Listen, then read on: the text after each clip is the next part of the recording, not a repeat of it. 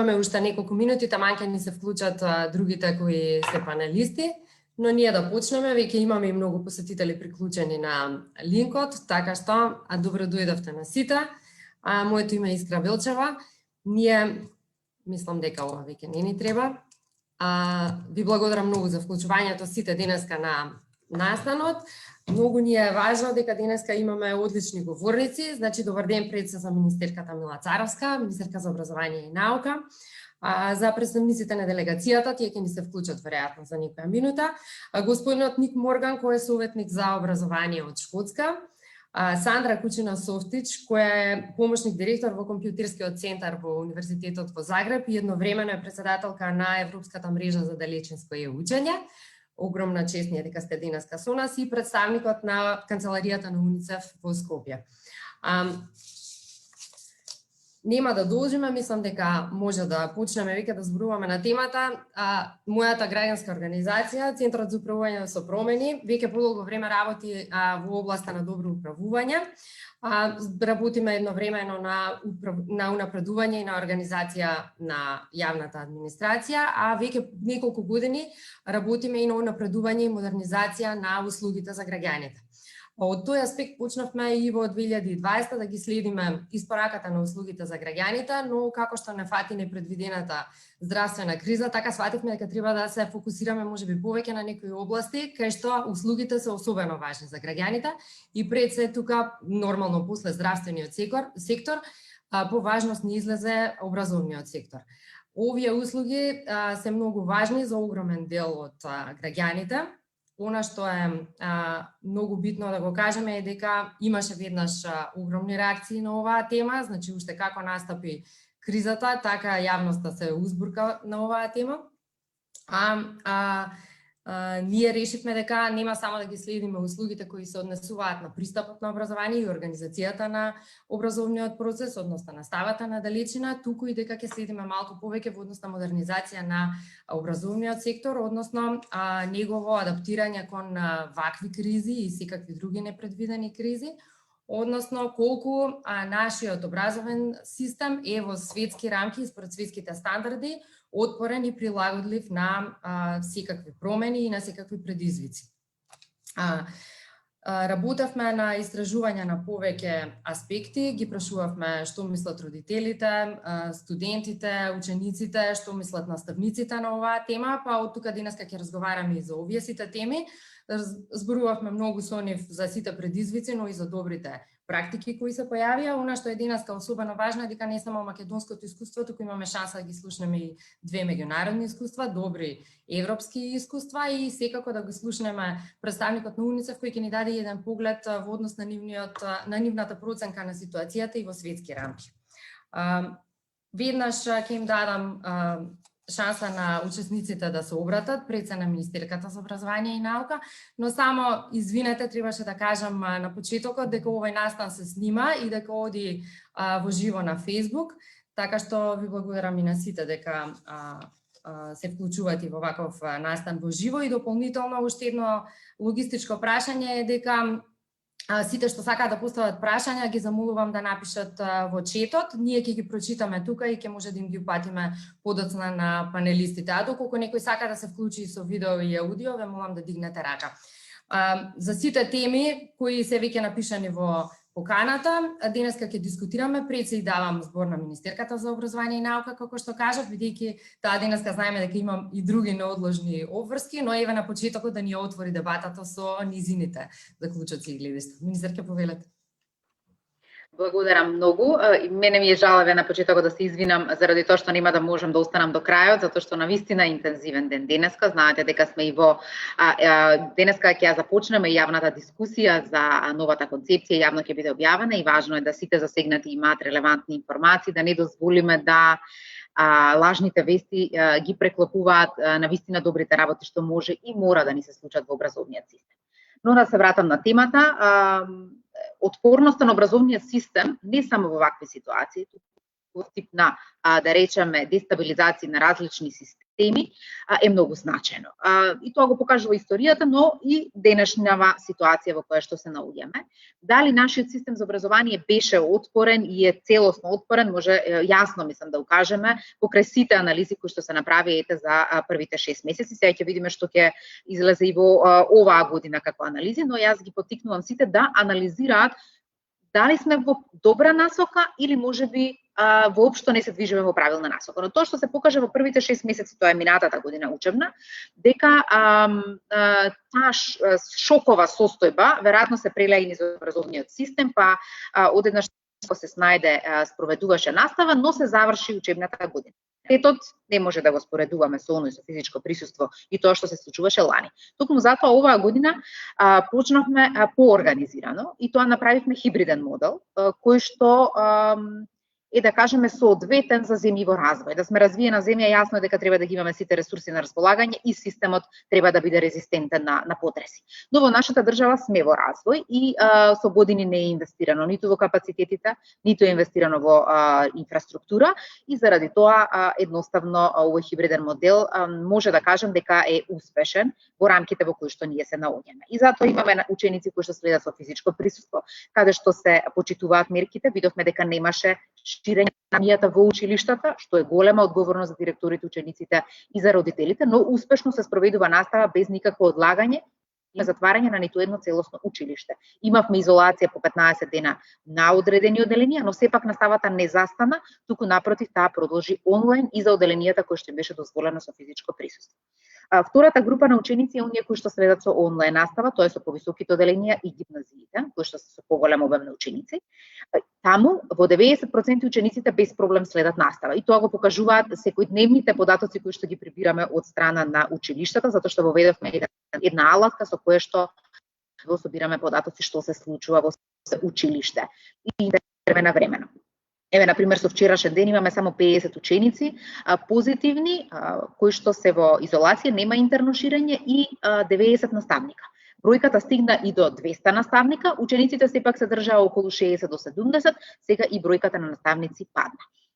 И третиот модел кој што се нуди во овој хибриден модел е настава преку телевизија, 15 минутни часови, но не студиски, туку вистински онлайн часови снимени од наставници за тематски содржини кои што се одобрени од бирото и кои што одат по даден распоред за секој на националниот сервис на македонската телевизија и благодарност до самиот национален сервис кој што го возмежи ова. На овој начин сме покриени, да кажеме, и се покриени сите ученици, некои со подобар квалитет, некои со послаб квалитет, но затоа се стремиме да во континуитет го подобруваме образованието. Ние се среќаваме со наставниците, јас сум на месечна основа во комуникација на ваков преку Zoom со сите директори за да може да ги слушнам нивните проблеми. И тоа што последно ме радува, еве денеска имав состанок со синдикатот за новата концепција, која што секако ќе направи порезистентен систем и поодговорен образовен систем, но синдикатот рече, знаете што, ние се плашевме како што од дигиталната настава, како што се плашиме сега од новата концепција,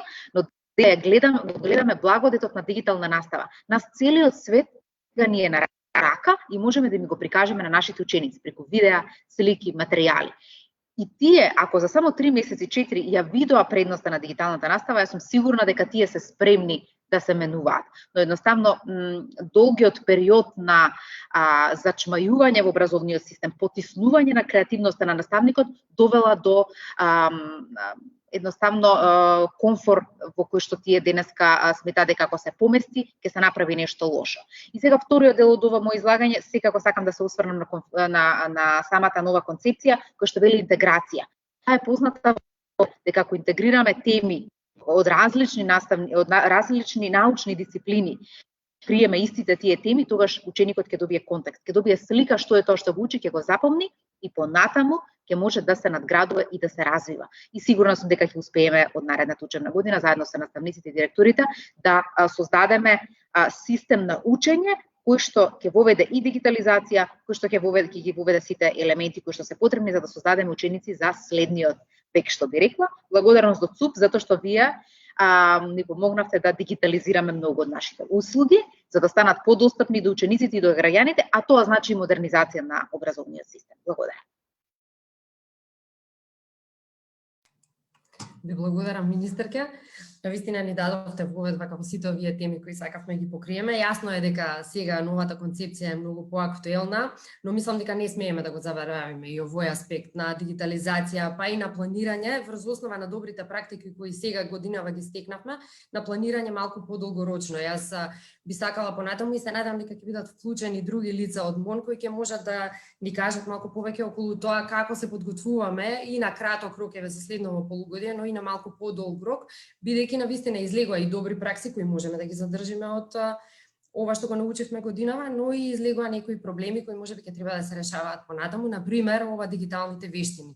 Ние после тоа убаво би било да слушнеме ве кои се добрите пракси од земјите од Европа. Ви благодарам уште еднаш. Ирена, те поканувам сега тебе да се обратиш, бидејќи ова програма наша е поддржана од Европската Унија и е кофинансирана од програмата Цивика Мобилитас. Ние долго соработуваме со вас на темите сите на добро управување. Така што ти си во текст на нашата работа и во текст си буквално со ова што го истражувавме годинава. Повели. Благодарам, Искра. Добар ден на сите.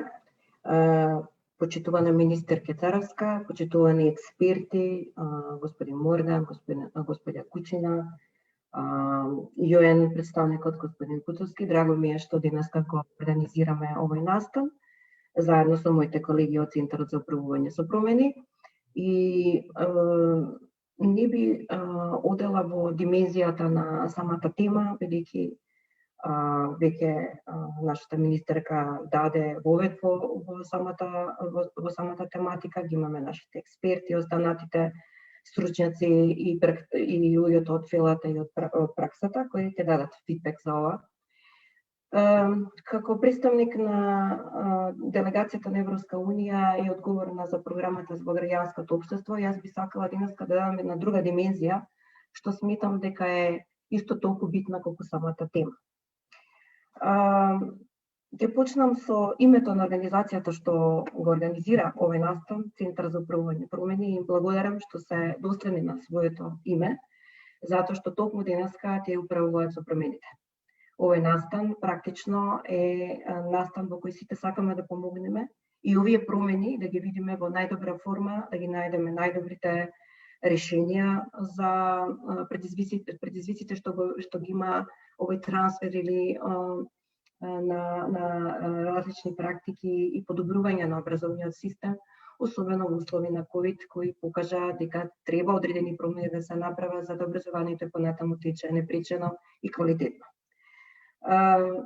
Тука негде и сакам да посочам она што ми е главната поента на моето излагање е каде е улогата на граѓанските организации. Денеска имаме еден одличен пример каде што граѓанската организација, нашиот домаќин на денешниот настан, на време потекнува јавна дебата, експертска дебата и ги вклучува институциите и сите оние чинители на овој процес битни да го кажат своето мислење и да се даде најдоброто решение. На еден транспарентен начин, овој настан, како што сама Искра каже, во моментов на Facebook и може секој граѓанин да го погледне ова, да даде придонес, да даде мислење понатаму и така натаму.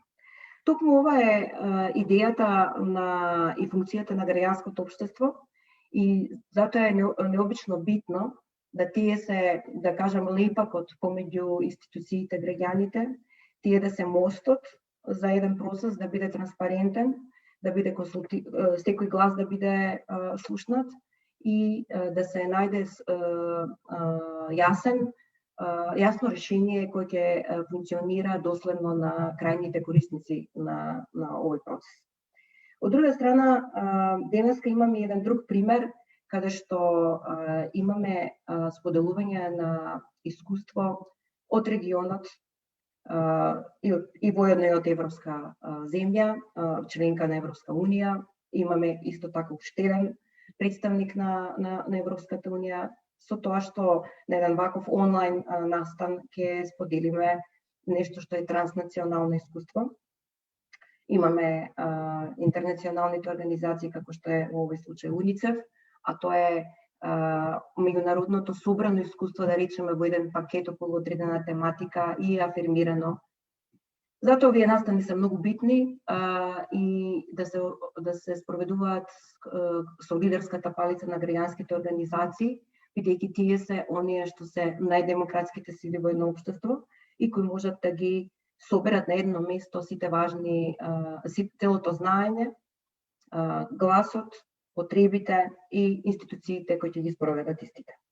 Покасно од сета оваа дебата и овој процес претпоставувам ќе се наметне и потребата одредена законска рамка да се промени како би сите овие позитивни промени што ќе го подобрат овој процес на образование и ќе го стават адекватен во новите услови, ќе треба исто така да продолжи ваквиот процес на транспарентен однос каде што новите или подобрените законски рамки треба да бидат на еден транспарентен начин повторно во консултативен процес со граѓанските организации и останатите чинители и експерти, консултиран за да биде максимално добра и таа правна рамка. Исто така сакам да посочам дека во услови на COVID нели се наметна целиот овој процес онлайн образованието, се наметна само по себе оваа промена како маст, како нешто што мора да се направи како би продолжил во моментов системот да функционира. Меѓутоа сметам дека има тука и позитивни страни наметнувањето на онлайн наставата е тоа што ги видовме и самата министерка кажа, го имаме светот на дланка. Односно гледаме дека и во минатото, да речем во мирнодопско време во кое не бевме во ковид ситуацијата, можело да се размисла во овој правец каде што учениците во своите училници може да имаат достап преку онлайн системот и образованието и до своите соученици во европските земји, во регионот и така натаму и да разменуваат искуства и да имаат нови содржини или да кажам свежи идеи и мисли. И сметам дека во иднина тоа треба да се размислува. Исто така овој нов систем на образование кој беше наметнат заради оваа кризна состојба ни покажа и нешто што можеме да работиме понатаму во правеца, тоа е електронска библиотека која и понатаму и во физичката настава понатаму која би се продолжила би требало да постои. Што сакав да напоменам, дека и во вакви кризни моменти треба да видиме каде можеме да се подобриме за во иднина кога кризата ќе се надмине, да научиме лекција од сето ова и да видиме што сме можеле да подобриме. Затоа сметам дека ваквите настани, ваквите дебати се секако необично битни и понатаму во процесите во демократизација, понатамошна на нашата земја и европизација, а и понатаму кога ќе се отворат преговорите, нели учеството на граѓанските организации како лидери во преговорите по сите поглавја. Ви благодарам многу и ви пожелувам успешна работа понатаму и конкретни и конструктивни заклучоци. Ти благодарам многу, Ирена. Ти благодарам едно за убавите зборови, а второ и заради континуираната поддршка.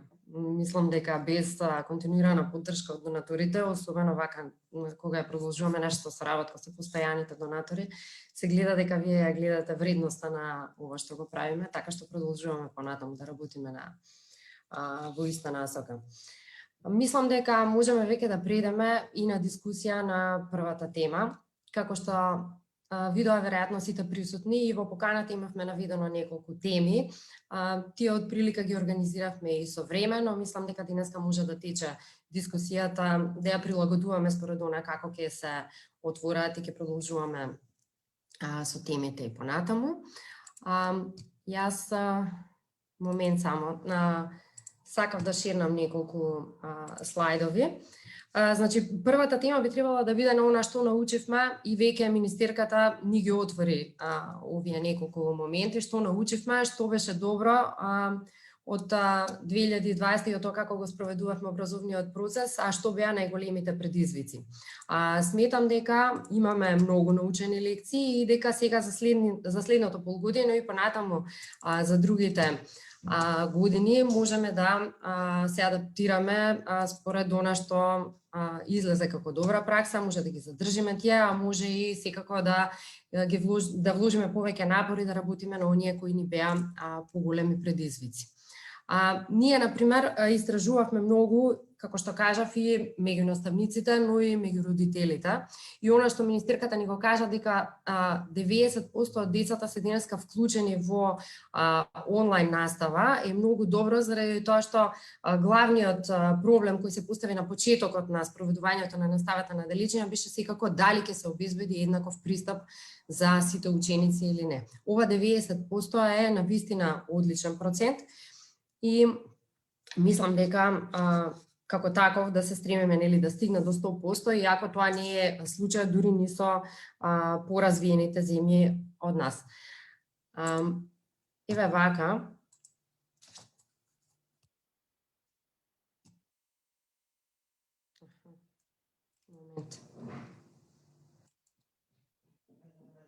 Еве го, окей.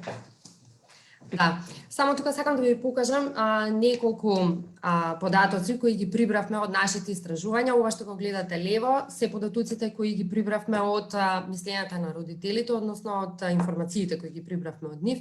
И овде може да видите дека скоро 80% од учениците, прашувајќи ги секако родителите, ова е посреден податок, следеле онлайн настава во периодот од март до јуни, од 1 до повеќе од 7 предмети, што секако за почетокот на кризата, односно за тоа дека требаше да се организираме буквално преку ноќ да одговориме на барањето да одржиме онлайн настава, е одличен процент. Десниот графикон пак покажува податок кој го прибравме од наставниците и тоа за одржувањето на наставата сега од октомври до декември. И тука може да видите дека процентот е уште поголем и се совпаѓа во голем дел со она што го кажа министерката, дека дури 90% од децата следат сега или комбинирано или настава на далечина.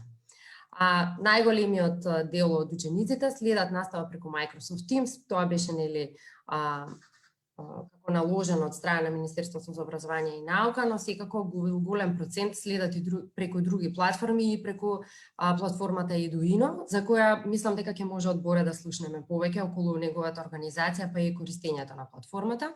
И уште овие само два податоци, дека например истражувавме кои се најголемите предизвици во однос на спроведувањето на онлайн наставата и сега тука ни се појавија повеќе од простор за држење на наставата и од страна на наставниците, но и од страна на учениците, дали имаат доволен простор, дали имаат, не знам, опрема за да ја следат наставата на далечина. Овие два податока се однесуваат конкретно на интернет врската, која ги прашавме родителите како им овозможуваат на децата, дали можат да им пружат доволно интернет за да ја следат наставата на далечина. Скоро 90% рекоа дека децата имаат неограничен интернет, додека пак кога ги прашавме наставниците сега во последниве месеци, односно во оваа учебна година, кои се нивните проблеми, гледате дека скоро 43% ни кажаат дека имаат проблем со добра интернет врска на учениците. Сега ова може секако да биде последица на тоа дека Microsoft Teams може би бара појака интернет врска и така натаму или поголем број на ученици се вклучени, но ова мора да го забележиме дека сепак представува еден предизвик за спроведувањето на настава на далечина. Мислам дека јас доволно ви дадов вовед во однос на тоа што ние го истраживме и врз основа на кое сакавме да ја основаме денеска дебатата, така што сега веќе може да ги поканам нашите гости. Може би прво Сандра, ако сакате вие да ни се обратите со хрватското искуство, но и може би со некои податоци кои ги имате добиено од истражувањата на Европската мрежа на која сте вие председателка. Повелете. Hello everyone, I hope you can hear me. Thank you, Iskra, for the invitation. I'm sitting on 2 chairs today because I'm president of European Distance and Learning Network Eden, and also I can represent Croatia because I work as assistant director at the University Computing Center at the University of Zagreb, and I'm involved in many European work groups related to digital education representing Croatia. From point of Eden, I can tell you that definitely we see this as a biggest disruption in education in history. So far there was no such disruption in education as this one was. And definitely we can talk, I would say, about two waves. First one, which hit us at the beginning of the year, in the March mostly, and the second one, which started now in autumn. I think that we have reacted differently to these situations. I'm certain that all of us at the beginning were not prepared for what has come over the night, and that was closure of the schools and faculties, lockdown complete, to stay at home. I think that infrastructure was not at that moment adequate enough to support everything that was needed to organize continuation of education. Definitely, researchers show that people has always are doing their best in the most difficult times, and that there were ways how to deal with situation and how to organize education.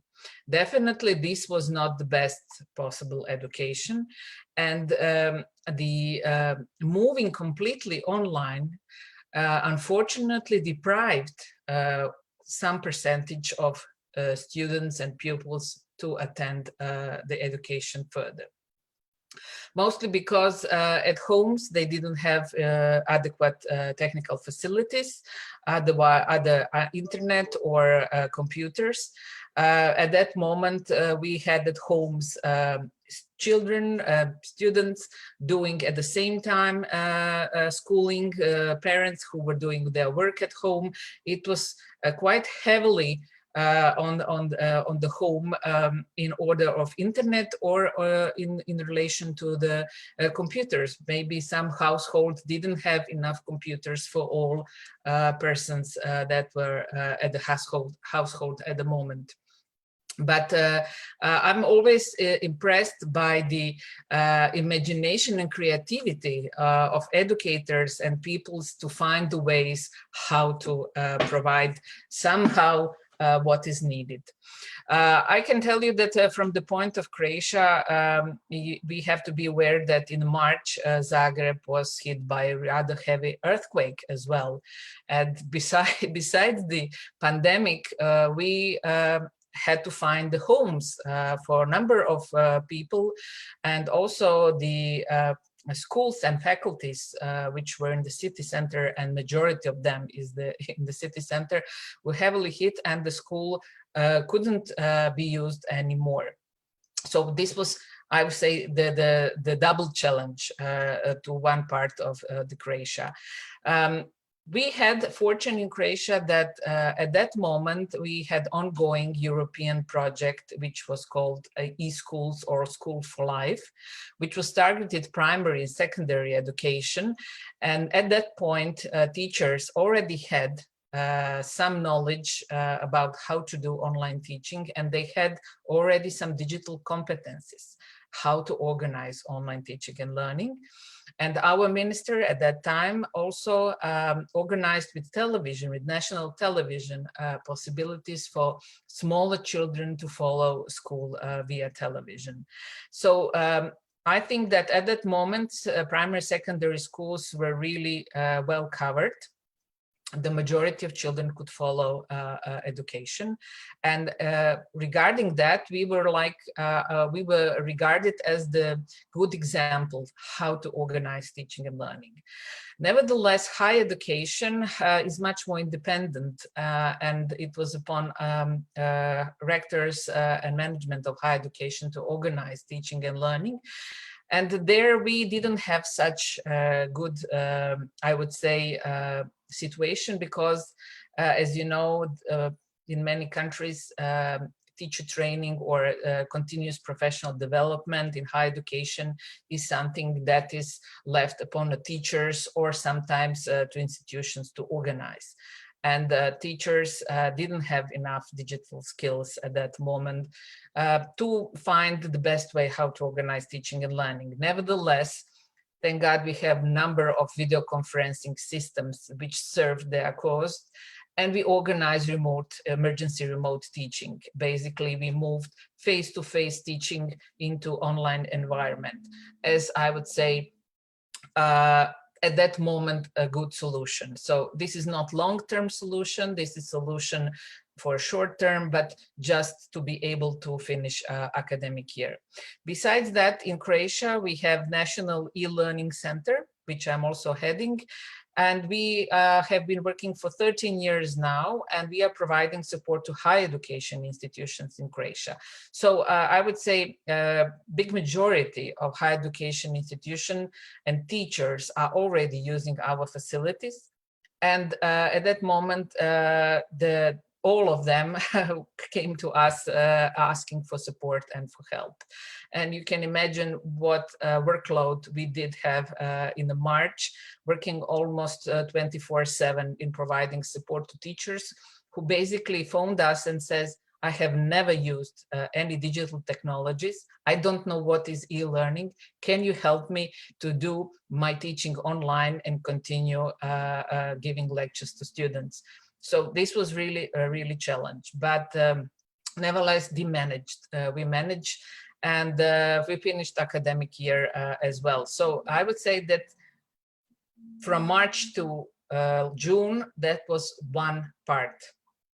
What we had at that moment was the possibility to think that everything will go back to normal. So we can skip what we have been doing and go back to face-to-face teaching, because face-to-face teaching, I would say, in the most European countries is the basic way of teaching and learning.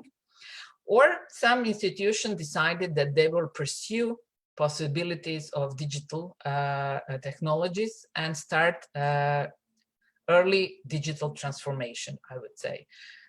Number of such institutions were smaller. And the second wave with autumn, when we thought that maybe we could put children back and students back to school, started, but nevertheless, in the middle of the autumn, we had to go back to online. And at that point, I do not approve anymore the thinking of let's start again with emergency remote teaching. At that moment, we had enough experience to know how and what, and the focus should have been on the quality. I'm very happy that some institutions, nevertheless in Croatia or in Europe, went on this way, looking for the quality. But I would say that the majority got back to the emergency remote teachings and is looking how to, when the pandemic will end, so we can go back to normal. Maybe I'm looking a little bit skeptic, but I'm quite realistic, and I understand that it's very difficult in this time to learn new things, to do new things. It is very stressful for teachers and for students, and a number of them are quite exhausted already after the March, because it's going for quite a long time. But nevertheless, I think that this pandemic, in a way, is kind of opportunity for us to see what have been done so far and what we can do better. And basically, to start with the change in the culture. The digital education is not less good as face-to-face education, and there's good in both of them. Both of them have advantages and disadvantages. It's upon us to find the way how to use best what we have. And just let me conclude. European Commission recently adopted new digital education plan titled Resetting the Education and Training for Digital Age. And I think that at this point, we cannot take this just as possibility. It has to be must at that moment. Thank you.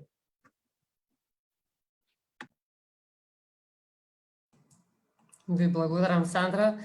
Супер е да се слушна вакво одлично искуство, особено што имате толку успех. Ние, меѓу другото, вашиот пример со оваа школа за живот, платформата која има развиено Хрватска, Направивме неколку споредби во анализата, се надам дека успеавте да ја видите и за сите учесници на денешниот настан ве повикувам да ја отворите анализата за наставата на далечина која е објавена на сајтот на ЦУП. Таму го разработивме вашиот пример за ова школа за живота. Денеска слушнавме и за уште едно ваше одлично искуство, ова дека работите на далечинско учење во високото образование веќе подолго време, што значи дека бевте малку поподготвени, односно вашиот образовен систем беше поподготвен отколку нашиот да одговори на овие предизвици. Убаво би било сега да слушнеме уште едно веројатно различно искуство од нашето, од Шкотска. Ник, ве поканувам вие да ни се обратите.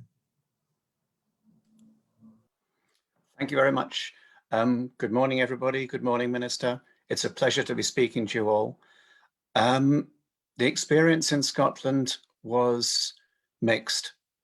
We had some good aspects to it, but we also had some that were not nearly as positive as you might have hoped. We started investing in a national platform 15 years ago. So we have a lot of experience of running e-learning to some degree, but the pandemic and the disruption that it caused when our schools shut in March proved that we were not as resilient as we would have hoped. The hurried rush into online learning for all pupils immediately revealed that a lot of kids were not in a position to really do online learning at home. They didn't have the devices, they didn't have the Wi-Fi, they didn't have parents who could be actively supporting them, they maybe didn't have somewhere good where they could work. And so immediately, a lot of kids were disadvantaged. And unfortunately, as those few months went on, it became clear that the poorer kids who were already in some difficulty were the ones who were disadvantaged most and lost out most through this process. So we had a period between March and June where pupils were almost always working from home and were relying on online learning if they could, or sometimes they were picking up paper materials from their schools.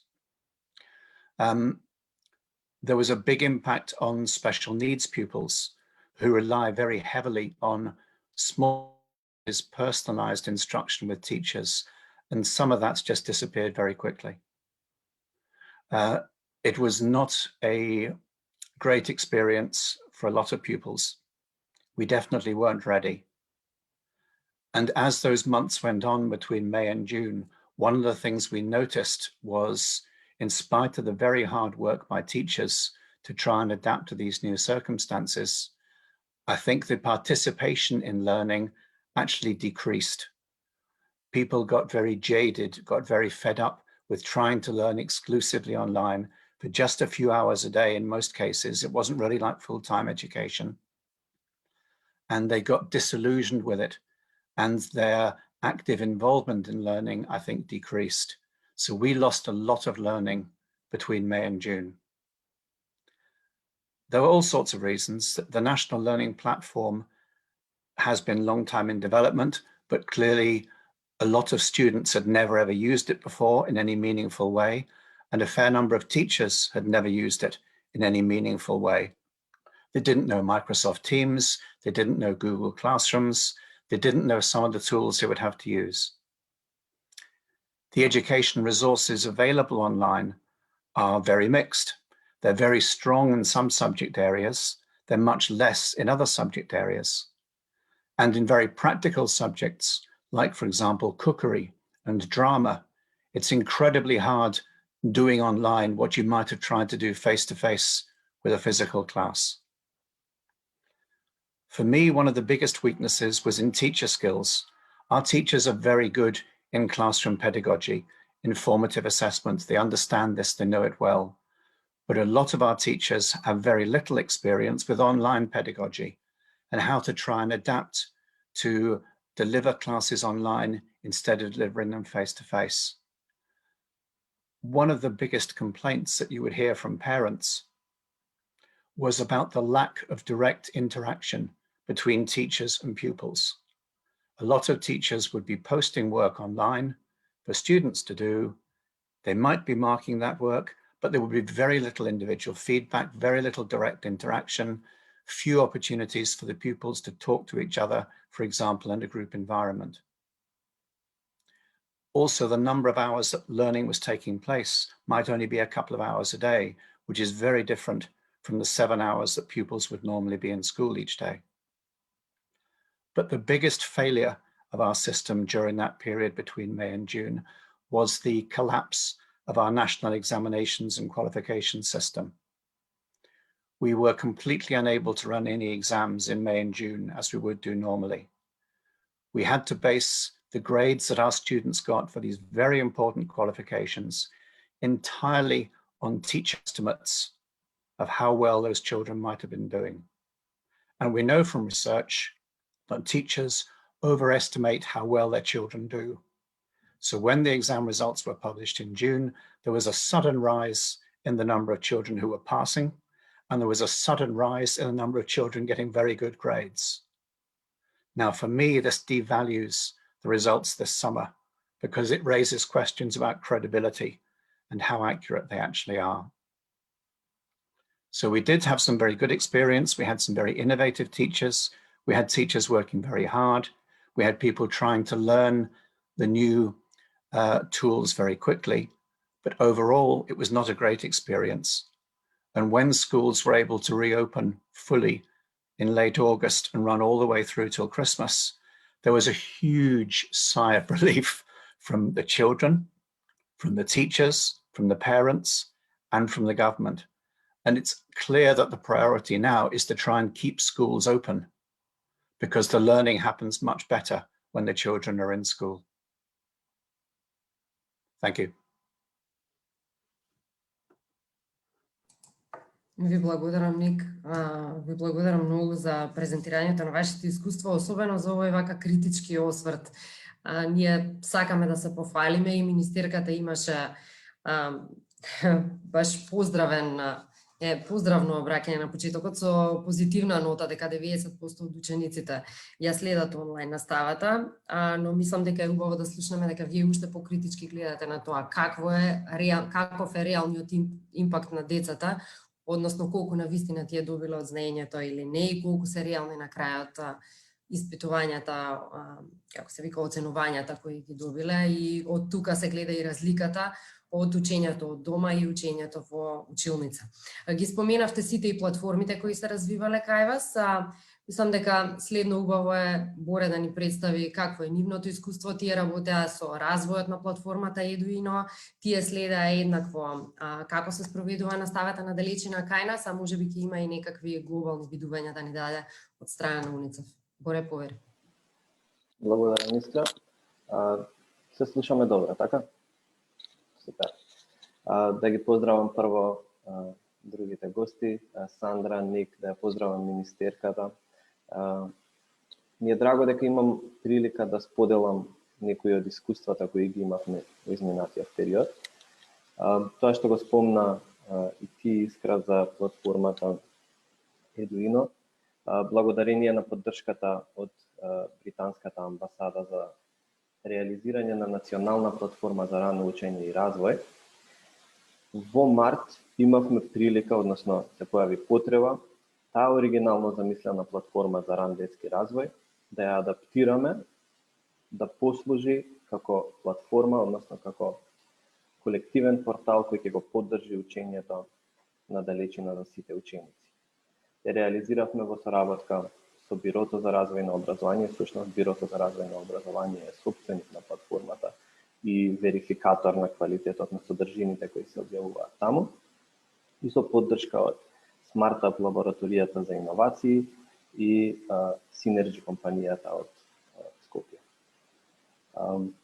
Тоа што сакам да го напоменам на почетокот, и драго ми е дека Сандра е тука денес, дека концептот на почетокот на Едуино беше всушност пресликан од хрватскиот модел на школа за живот, во кој пооднапред утврден распоред беа подготвени наставни единици, односно видео лекции од наставници и споделени на оваа платформа како распоред. Гледајќи го тој модел, ние всушност се фокусиравме оваа платформа да понуди содржина. И тука би сакал да направам една важна дистинкција. Значи, имаме платформи за комуникација, двонасочна комуникација, имаме платформи за user management, content management на образовниот систем и имаме платформи за содржина. Тоа се различни работи во целиот овој комплициран процес кој го пројдовме, некогаш имаме тенденција да ги заменуваме, да ги мешаме тие поими.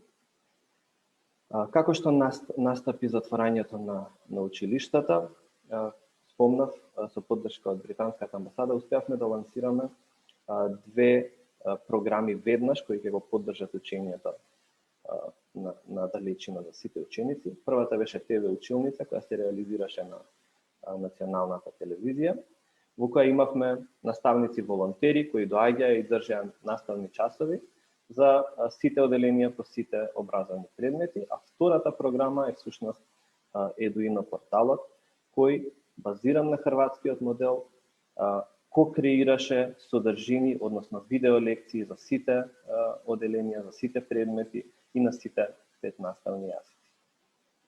Сега, кога викам ко-креирање, мислам дека тоа е една од најважните работи која ја воведе Едуино платформа. Односно, повлекување содржина од капацитетите кои веќе ги имаме. Наставниците создава видео лекции кои после колку веќе помина 7-8 месеци, сега веќе придонесуваат кон една библиотека, еден каталог на видео лекции кои ги покриваат наставните програми. Низ целиот овој процес, платформата успеа да регистрира над 300.000 уникатни корисници. Имаме околу 3500 видео лекции во моментов на 5 наставни јазици, се разбира заради помалиот број наставници на турски, српски, босански, тука имаме малку помалку видео лекции, меѓутоа сепак се обидуваме да го понудиме ова за сите ученици. Гледаноста на видео лекциите е навистина задоволителна и истите како содржина се компатибилни со платформи за двонасочна комуникација. Тоа значи дека наставниците можат да ги споделуваат овие ресурси, овие видео лекции на Microsoft Teams, на Google Classroom, на било која платформа за двонасочна комуникација.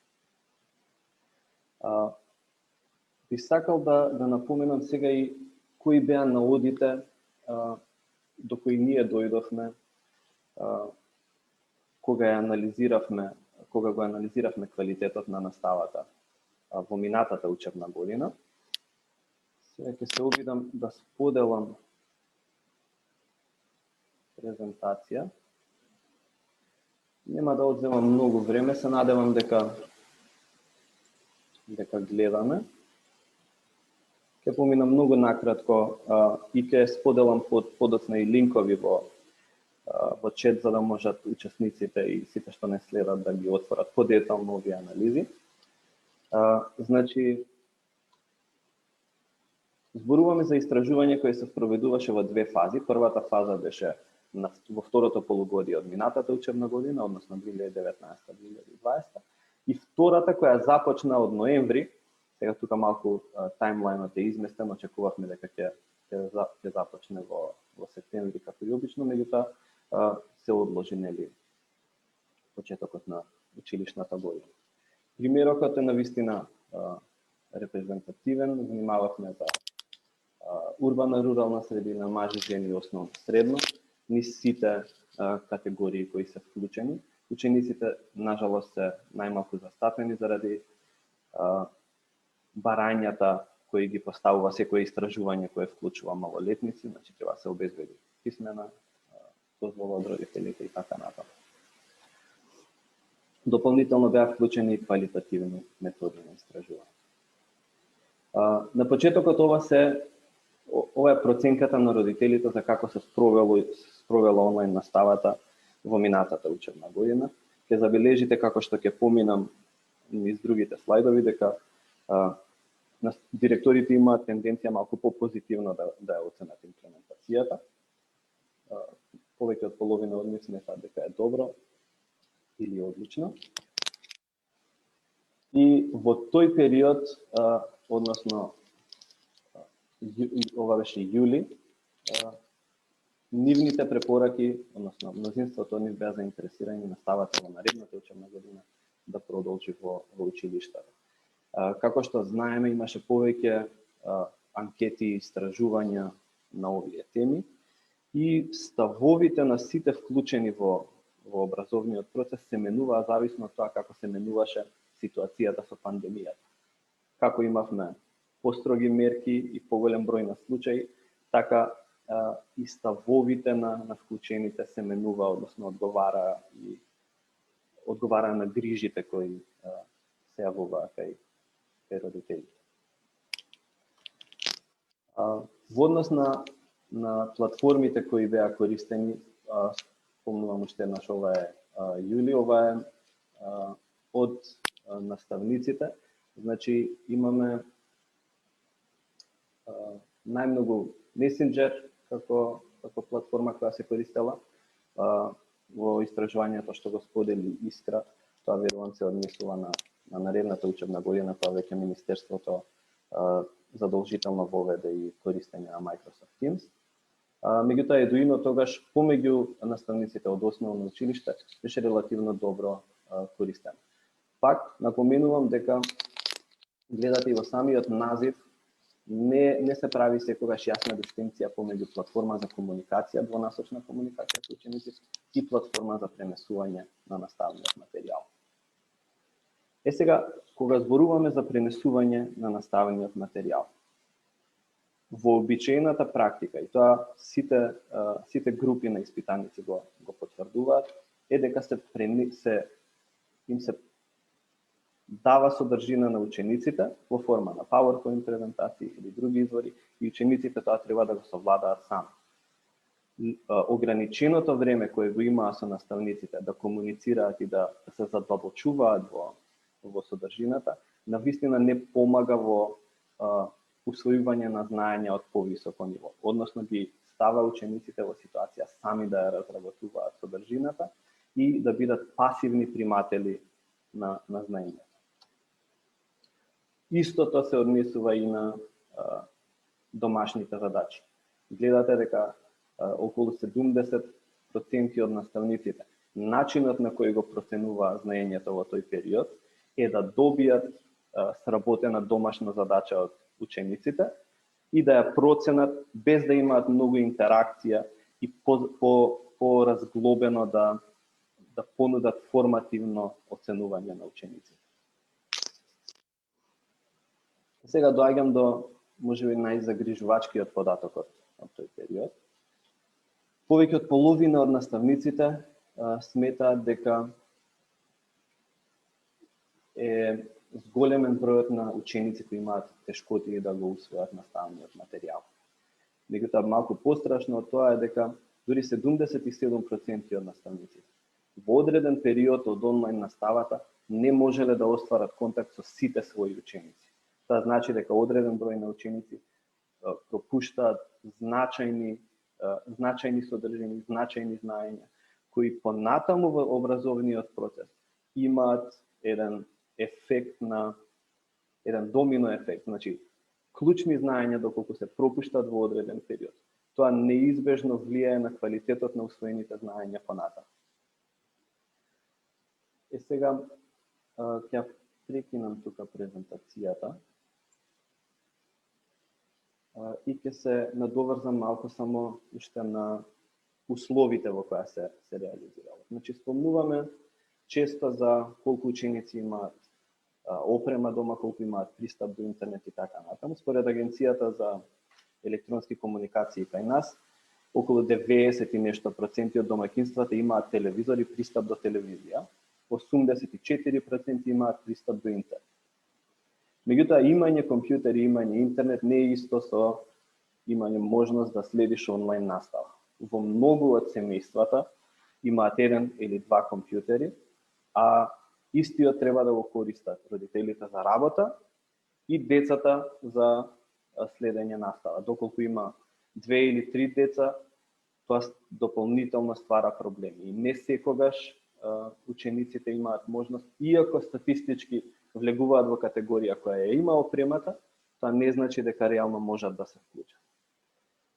Глобално УНИЦЕФ излезе со неколку препораки во однос на овие бариери. Значи, 1,6 милиарди ученици беа приморани да учат од дома, односно со затворањето на училиштата тоа стана реалност.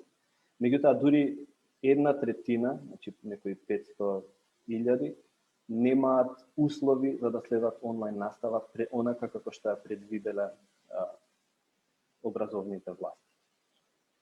Во таква ситуација препораките се дека треба да се инвестира во различни медиуми, односно различни канали низ кои се пренесува содржината.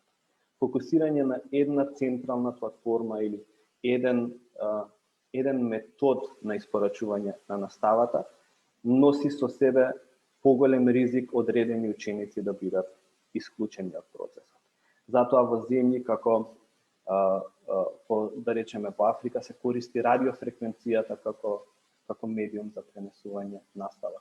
Во мигрантските кампови во Грција се користат предходно подготвени таблети, значи со веќе даунлоудирана содржина, образовна содржина која им се доделува на децата кои се во мигрантските кампови, во бегалските кампови.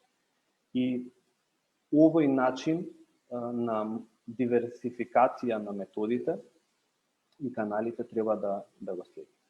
Понатаму, би сакал само уште 2 работи да спомнам. Сандра спомна за инфраструктурата во која се реализира образованието на далечина. И ние имавме прилично слаба инфраструктура. Тоа треба да го подготвиме не само за овој период сега во кој сме приморани да држиме настава на далечина, меѓутоа и за воиднина. И второ,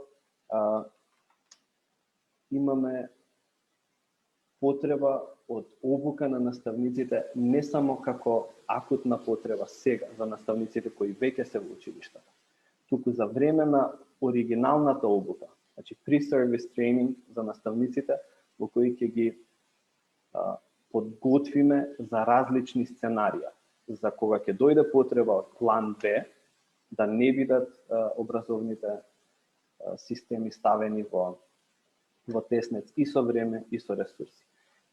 Се извинувам малку подолго, ќе оставам простор на другите говорници. Боре, ти благодарам многу.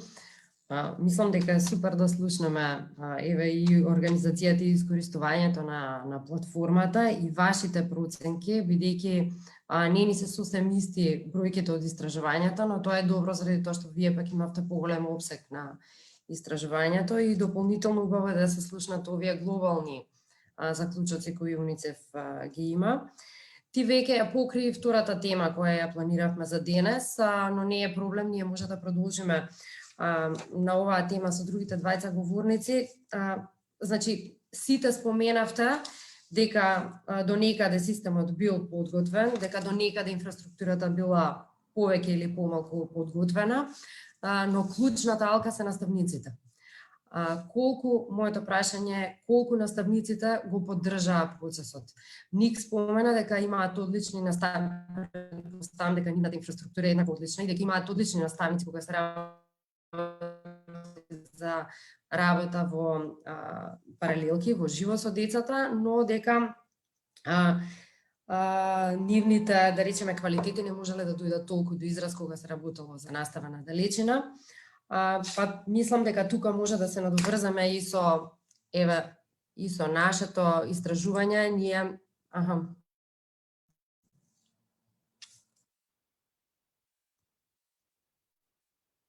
Ние направивме истражување на тоа колку наставниците се задоволни сега од спроведувањето на наставата.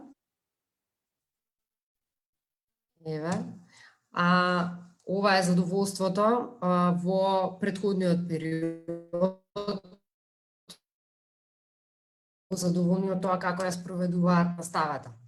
Но сепак кога ги прашавме колку се задоволни од воспоставената комуникација со учениците, голем дел од нив се задоволни, но не сосема.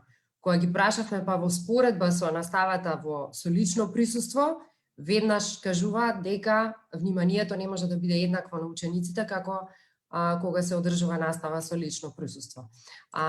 Еднакво, кога ги прашавме да ја споредат онлайн наставата со физичко присуство, поголемиот дел од нив кажаа дека не може никој пат онлайн наставата да биде толку квалитетна.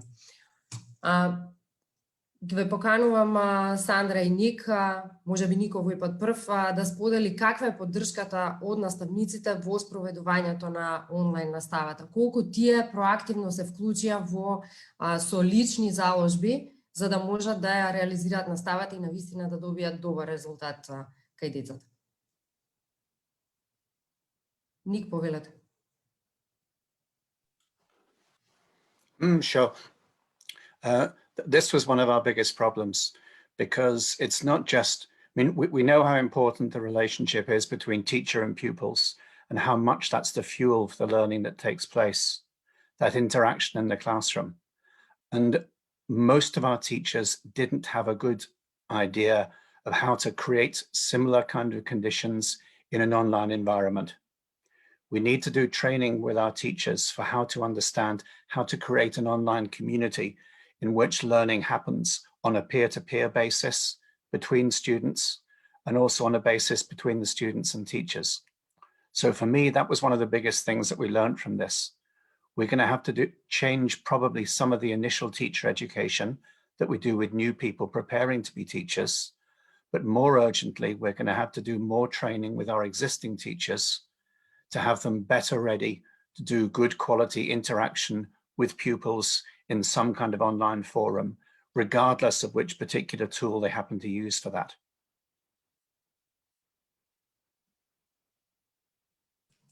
Okay?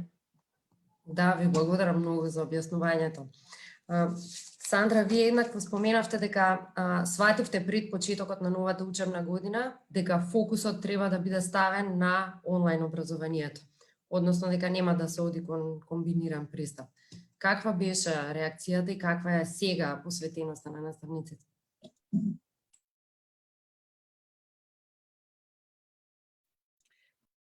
Thank you, Iskra, for your question. I must say that in previous answers, I very much agree with Bore and Nick on issues said, and definitely the numbers from the surveys, I would say, are pretty much the same all over the world. If you allow me, I would just like to comment on the first question you asked, Nick. If we look at these survey results, what actually this data shows? I would say that our teachers were acquainted with digital technologies in some way, mostly as a blended mode. They were not acquainted with complete use of digital technologies for online learning only. This is something which is stress test for everyone. And I would say that no one in the world was prepared for this situation except from online universities, which as such are functioning. So when teachers and parents and children and students say they prefer face-to-face teaching to online teaching, what does it mean? Actually, teachers and students do not have experience of online learning. They do not know actually how online learning should look like in actually some normal situation, because online learning is not something new. It exists from really, really long time. And we have really recognized and high quality open universities all over the world. Some of them are celebrating 15 years of existence, like Open University UK. We have really good open universities in Spain. University Oberta de Catalunya, UNED. Look at open universities all over the world. Indira Gandhi University in India. These universities exist for a long time, and they're working in completely online mode. If we are just going back to the Europe, let's be frank, the dominant version of teaching and learning in Europe is face-to-face teaching and learning. If you look at the programs, school programs or the faculty programs, they're dominantly face-to-face accredited programs. They're not online programs. We have been working, I would say, from the late 90s of the 20th centuries on implementation of e-learning in some way into educational programs, but basically as the mixed mode. So part of face-to-face, part online. And this part online was usually between 20 or 30%, if we're looking frankly. So this data we got from these surveys, these are data we have to look just from this stress situation. What they show actually, that our teachers are not prepared for fully online learning. We do not have adequate infrastructure that they will support that. They have not been trained, neither in digital technologies, how to use them, neither in digital pedagogies, which is very important. And also, what kind of support we have provided to teachers? What kind of support we have provided for our students? Are our students, although we say they are digital savvies, actually prepared for learning in digital environment? No, they are not. And what we have from March to June, why we have such high number of parents participating in the surveys, because actually children are staying home, parents are staying home, and now parents are working with students, with children, how to learn online. So we can learn a lot from this data, but actually we cannot take them in a way to come with the conclusion that face-to-face teaching and learning is better than online. Actually, we do not know. This data doesn't show that. We have to have a situation in some kind of normal, then provide online teaching and learning, then do survey, and then we can say which is better. In this situation, these are these results. I hope I have been clear in my statement. Thank you. Да, Сандра, супер ви благодарам. Мислам дека ова ја отвара и следната тема, но Ник сакаше да се вклучи, повелете. Боре, потоа и ти. Nick, please. Thank you. Yes, I wanted to respond to one of Sandra's comments. I find within our teacher groups, there's quite a big variation. There are some subjects that are much easier to teach online. For example, history, English, this kind of thing. And the very practical subjects like drama, cookery, and some of the sciences are very much harder to teach online because you need to undertake some kind of practical activity. So within the broad group of our teachers, you do see a variety of responses in terms of their enthusiasm for online learning. Thank you.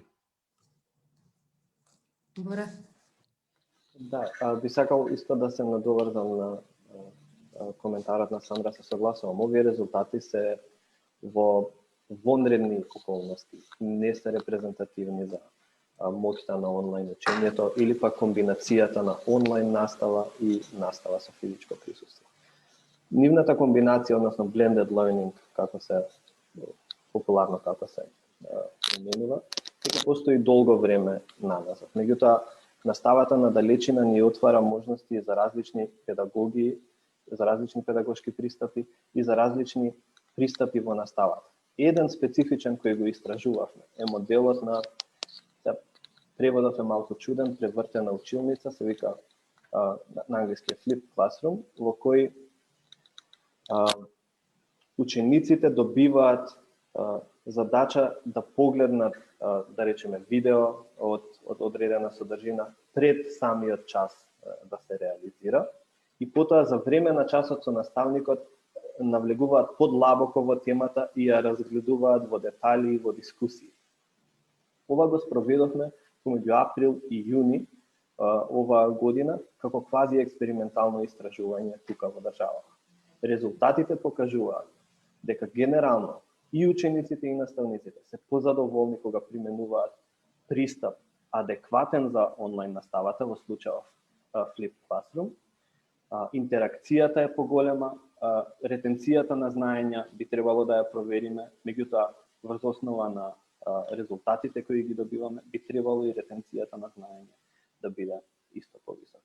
Значи се согласувам целосно, има многу да се подобрува во капацитетите на наставниците, посебно за педагошките пристапи кои ги применуваат при онлайн настава. Супер. Ви благодарам на сите за оваа интервенција, особено заради тоа што вака еве и никога го слушнавме сега како рече за некој предмет, дури може би е подобро. Па и примерот Бора што ни го кажа, истражувањето понатамошно, значи на децата им се даде задача па понатаму да истражуваат и да дискутираат онлайн, може да биде нешто што како добра пракса здравје ќе биде применето и во нормални услови. И тоа е она што сакаме да го извлечеме од целата криза и од ова, да речеме, превртено вакво држење на наставата. Дали има позитивни аспекти кои ние може да ги применуваме и утре, кога нема да бидеме во вакви услови на криза. Но Сандра спомена нешто што е еднакво многу битно и за нас беше еден од најбитните аспекти како фактор за успешно спроведување на онлайн наставата. Таа рече дека учење во дигитална средина практично не е исто и мерењето на обичните дигитални вештини кои ги имаат учениците. Ова е особено битно дека доаѓа токму од вас, Сандра, бидејќи ги гледавме податоците како изгледаат за дигиталните вештини, например, на секаде. И да речеме, јас веднаш ќе ви покажам, ова е еден споредбен графикон, кај што за лицата помеѓу 16 и 19 години видливо се издвојува хрватскиот успех во однос на дигиталните вештини нивни. Што значи претпоставувавме дека таму каде што имаат подобри дигитални вештини нема да имаат никаков проблем со учењето. Но како што рековте, не е тоа случај, има повеќе аспекти. Значи не е само да се имаат основните дигитални вештини, туку напротив учењето во дигитална средина е нешто на што повеќе треба да работиме. Но дигиталните вештини се сепак клучни и ние тоа го видовме бидејќи излегува како проблем и кај учениците и кај наставниците во текот на спроведувањето на наставата. Кај нас од друга страна во продолбочените фокус групи и испитувања кои ги водевме излезе дека неподготвеноста на наставниците да држат настава онлайн, значи и само употребување на некаква онлайн алатка беше голема пречка. Така што сакам да прашам, особено еве од овие две поразвиени земји, како се градат дигиталните вештини, кој е патот, дали програмите за дигитални вештини се вклучени уште од најниските класови, дали се работи сега масовно на унапредување на дигиталните вештини на наставниците, за да се подготвиме и на краток рок, еве за следното полугодие, но и подолгорочно за да изградиме едно помодерно општество. Кој би сакал? Може би Сандра, вие, бидејќи сепак ова е вашата клучна област.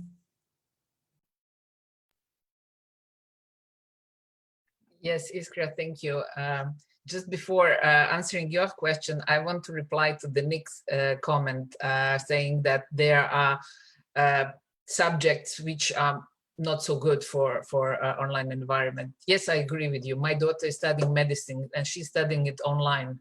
And I don't think she will be a good medicine if she just do it online. She needs practical work. But I can tell you that so far, we were supporting, for example, teachers in higher education in Croatia, and I have seen really good examples. For example, Faculty of Kinesiology, they are doing it online if they cannot do it face-to-face.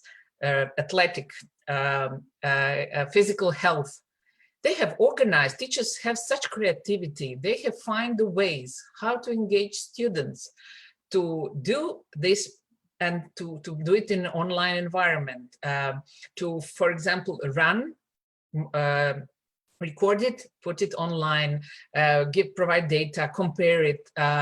They have provided videos to show how should they start running, which position is good, how to put your foot. If students cannot go for physical activities, so they can do it alone. They record themselves, they put it online. For example, Academy of Music, they're doing it online. They cannot do it face to face. It's not possible to go to the faculty. They are recording it. They are doing a combination of how to write notes and things. So there's a variety of technologies which can support that. I don't say that this is the best possible way, but in situation it can be done somehow.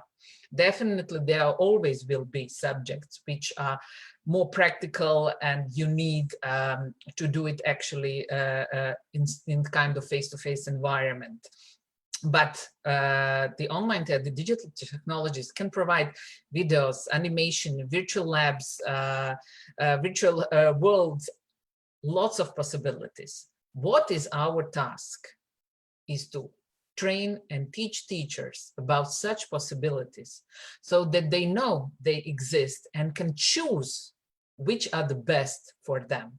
I don't agree that everything has to be done with technology. I'm not supporter of online technology, don't get me wrong. I'm supporter of the best quality education. And if can it be done better with technology, I will give all my support to teachers and students to do it in that way. Also, when I see the bad use of technology, I will definitely say, please don't do it in this way. Because we have seen it. I have a number of examples when teachers said, okay, I'm doing online tests, and they forgot to tell the students where are these tests. How much time do they have for that? Or they get 30 questions for 25 minutes and then they say, okay, they didn't learn. But how can they answer 30 questions in 25 minutes? It's less than a minute for a question. And if it's not an easy question, you have to think about it. So you have to know how to use technologies.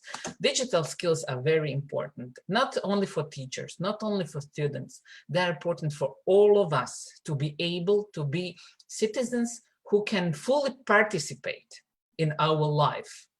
Because I'm telling teachers and management, if you expect our students tomorrow to use e-banking, e-citizen application, e-something, then you cannot do only face-to-face teaching where there are no technologies. How they will be employable in the market if they do not experience technologies, if they do not gain additional skills. For example, search on the internet, find proper information, critical thinking, working in the groups, using some applications. So we have to integrate technologies into education. If we are talking about the 21st century, a new normal, we cannot deprive digital technologies from the education. But we have to find a way how to implement them in the best possible way to enhance the quality of education. European Commission has developed digital framework for educators, DigiComp Edu, which very nicely describes digital competencies which educators should have. And many countries have taken this digital comp edu framework to integrate into their national frameworks for digital competencies. Look at Spain, Portugal, number of countries. You have some projects related to digital competencies which can give you, their teachers, anyone, possibility to self-evaluate their teachers.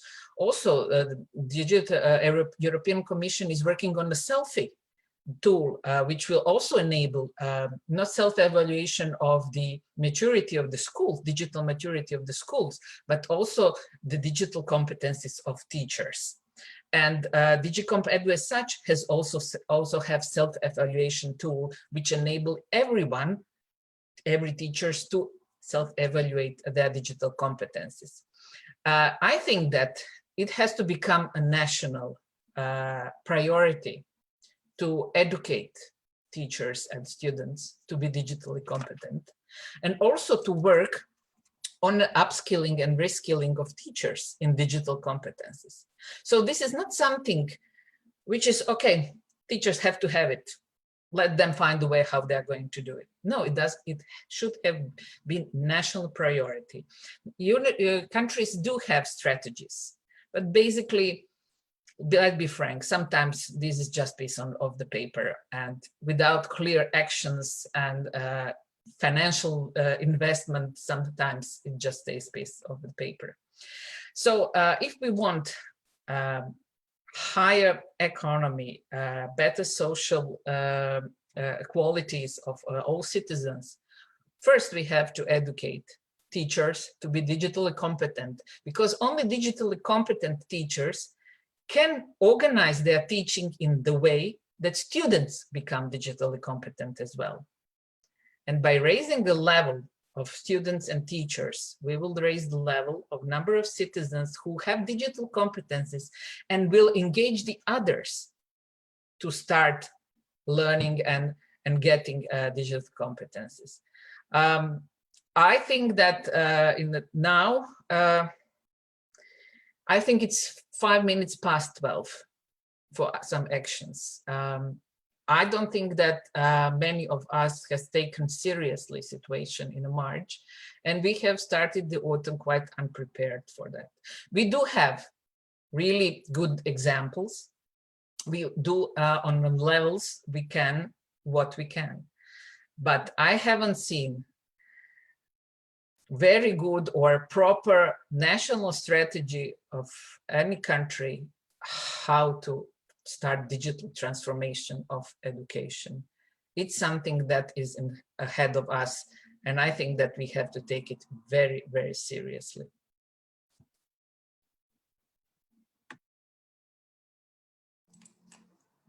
Ви благодарам, Сандра.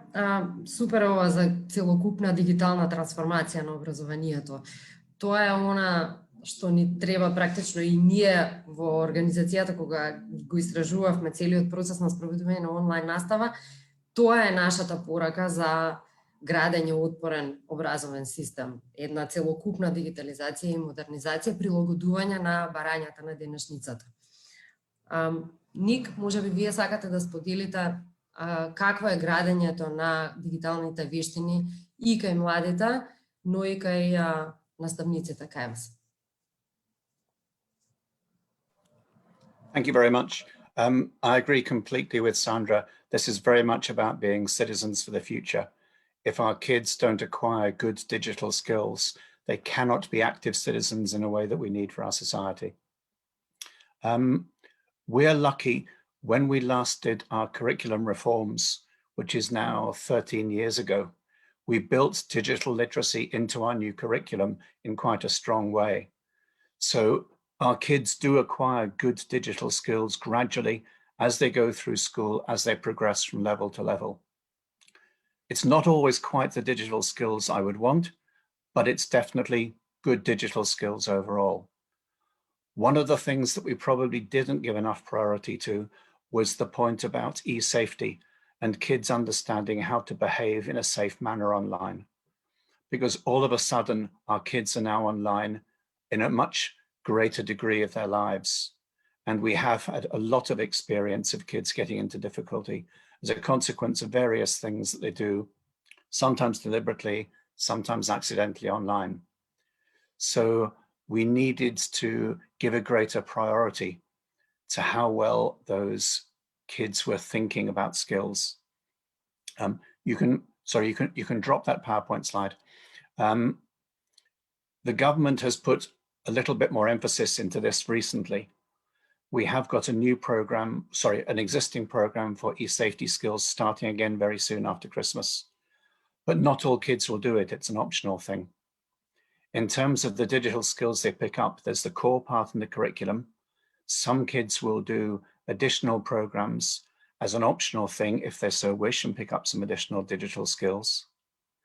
But for me, one of the problems with the pupils is not so much their digital skills, which I think are actually pretty good, but it's the fact that they're not able to operate as independent learners. One of the things that online learning requires more of is the ability of our children to operate as independent learners. And we haven't yet got that right. Our kids are still accustomed to being spoon-fed a lot in the classroom rather than having to acquire the knowledge themselves. If I talk now for a moment about our teachers, one of the long-standing problems with the way we prepare our new teachers is that we focus very much on pedagogy skills, on classroom management skills and so on, which is absolutely fine. But we still have new teachers emerging from university and their ICT skills are really not that great. They can do the basic things, they can use PowerPoint, but they won't have a good understanding of, for example, Microsoft Teams. They won't have an understanding of some of the wide range of other applications that they can use in a teaching context, like Kahoot. There's lots and lots of things that good teachers can do. There's so many opportunities available to them, particularly for teachers who speak in English, because there's a massive range of English language materials available online from America, from Canada, from Britain, from other countries. So there's a huge volume of educational resources that teachers can work with if they have the skills to do so. But I think our universities have been a little slow in terms of how they change their courses to make sure that our brand new teachers have digital skills. Thank you. Благодарам, Ник. Боре, работи ли УНИЦЕФ на овој аспект? Работи ли на креирање деца кои ќе бидат практично граѓани соодветни на општеството во 21. век? Еднакво, дали може би УНИЦЕФ било во нашата држава, било глобално, работи на унапредување на дигитални вештини на наставниците заради посредно зголемување на дигиталните вештини на учениците? Благодарам, Искра. Може би не спомнав на почетокот, меѓутоа еден од начините на кои ги поддржуваме овие развојот на дигиталните вештини, се зборувам прво на наставниците, е преку една цела серија, цела програма на Едуино вебинари, кои се наменети да бидат како да го наречам само, колегијална размена на искуства и практики помеѓу наставниците. Преку Едуино вебинарите успеавме да допреме до околу 16.000 наставници, кои меѓу себе разменуваат квалитетни алатки и примери како ги употребиле во наставниот процес. Алатките како Kahoot, Quizlet, многуте опции кои Microsoft платформата, Microsoft пакетот ги нуди. Сите тие се на еден начин пренесени до наставниците, меѓутоа пренесени од собствени колеги и од вистински практични искуства во државата. Меѓутоа тоа е, како што спомнав и претходно, тоа е одговарање на акутна потреба која сега имаме со наставниците. Она на што би сакале во иднина да се посветиме е за време на подготовката на идните наставници овие вештини да бидат вклучени. Ако се сеќавате, во претходните и се уште мисламе важи како барање до наставниците, 20% од часовите да има употреба на информатиско-комуникацијска технологија. Тоа како стандард за употреба на технологија во наставата е прилично ниско и недефинирано. Тоа значи дека 20% од часовите, ако било каква технологија употреба, тоа ги исполнува барањата за дигитална писменост. Меѓутоа, тоа се нејасни и недоволно амбициозни цели. Новата концепција за основно образование е базирана на 8 компетенции од рамката за доживотно учење на Советот на Европа, во кој една од 8 компетенции е дигитална писменост. Врз основа на овие компетенции кај нас се изработуваат стандарди за учење за учениците, кои всушност ги дефинираат излезните резултати за учениците, односно што е она што треба да го научат. И ова е многу по-паметен начин како да се постави критериум. Не е само 20% од часовите да употребиме технологија, туку да се дефинира што треба да научат како вештина, како знаење, за да се подобри дигиталната писменост на учениците. И сега би сакал да напоменам дека ова што се развива во моментот е концепција за основно образование. Меѓутоа, содржината на овие предмети и самите теми и очекувани резултати ќе се развиваат понатаму. И во тој процес неизбежно ќе бидат вклучени наставниците. И би сакал да ги повикам наставниците, ако има присутни сега на овој линк, доколку сакате и имате начини како да вклучите резултати за дигитална писменост во вашиот предмет, да го следите развојот на наставните програми и тоа да го дадете како фидбек. Верувам дека образовните власти ќе се потрудат тоа да го инкорпорираат. Меѓутоа, важно е и врз основа на досегашното искуство и врз основа на искуството во оваа пандемија, тие искуства да се преточат во вистински мерливи резултати за учениците. Што сакаме да научат, бидејќи не можат да бидат активни и успешни граѓани без усвоени такви вештини и дигитални компетенции.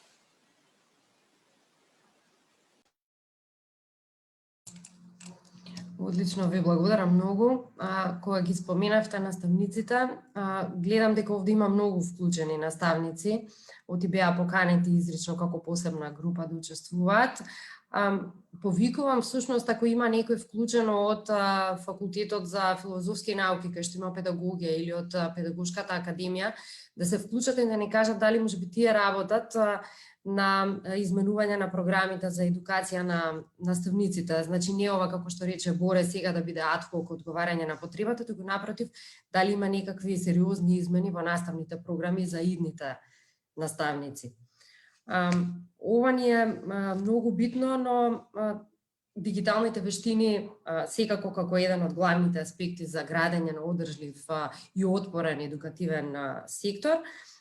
Но само ќе се вратам малку на една друга тема. На почетокот поменавме дека кај нас во време на настапување на кризата имавме повеќе предизвици, меѓу кои и потреба од промена на законската рамка. Ме интересира, тоа значеше дека треба да има промени во Законот за основно образование, Законот за средно образование, затоа што нашето правно обкружување не дозволуваше да се држи настава на далечина како еден од редовните начини на вршење. Дали тоа беше ситуација и со Хрватска и со Шкотска? Ние тоа го проценивме како еден релативно ригиден систем, кај што има минимум број на часови кои треба да се одржат во училница и така натаму, и неприлагодливост на вакви непредвидени ситуации, но можеби пак тоа е светски стандард. Ник? The situation is actually very different, because in Scotland our law requires that schools deliver an effective education for all children, but it doesn't specify whether effective means in a classroom, on a trip to a museum, out in a forest, or online. It just specifies that the education is effective. So for us, it's perfectly permissible immediately to have a very high degree of online learning, so long as we judge that learning to be effective. So our legal position is quite different.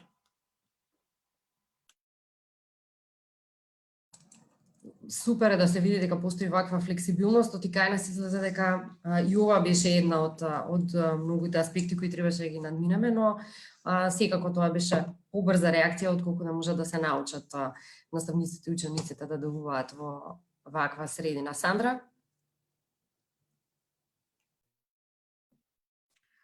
I think that situation in Croatia is very similar to Macedonia. We have this heritage of joint I would say politics from a long time ago, and I think it stayed. So basically, I think that schools have to be face to face. But for example, for this academic year, the Ministry of Education prepared 3 scenarios for schools, saying that it can be face to face, it can be blended, or fully online. And at this moment, it is decided that schools can choose which model they think is appropriate for their city, or for within their city or within their county, based on the pandemic raise. So majority of schools, primary schools and secondary schools in Croatia has been face-to-face till I would say beginning of December. Now some of them have moved fully online or in blended mode, but now the holidays are starting, so schools are are going to be closed from tomorrow. For higher education, the ministry and the national agency for higher education said in the autumn that the dominant model should be face-to-face, but with rise of pandemic, they have said that they recommend fully online. So majority of higher education in Croatia is from, I would say, from October fully online. Nevertheless, in Croatia, we do have the rule which programs can be accredited as online studies. So we do have online studies, online programs in Croatia, not quite a high number, 30 of them are accredited. And it says that if 50% of teaching and learning is done in online environment, and it is approved by the National Council for Technology and Higher Education and by the agency, then these programs are accredited as online programs. And these are not for the regular students. Such programs can be attended only by part-time students. So basically, we do not have a law which allow regular formal education with full-time students to be fully online so far. Neither in higher education we recognize or award teachers' efforts in e-teaching. So basically, you can try and do much in teaching. Nevertheless, to advance, they will look only at your research. So this is not so challenging and optimistic for teachers. I would say, thank God our teachers are enthusiasts, because the enthusiasm and willingness to be creative and to provide the best possibility teaching is something we should praise. And I wish to give big thank to all teachers for doing enormously important and hard work so far. We should recognize that this is not normal situation, and these teachers are also parents who also have children at home and who are working in really difficult situations, sometimes without adequate infrastructure, sometimes in an environment which is not supportive for them. They try to cope with everything. And I think the big thanks should go to them.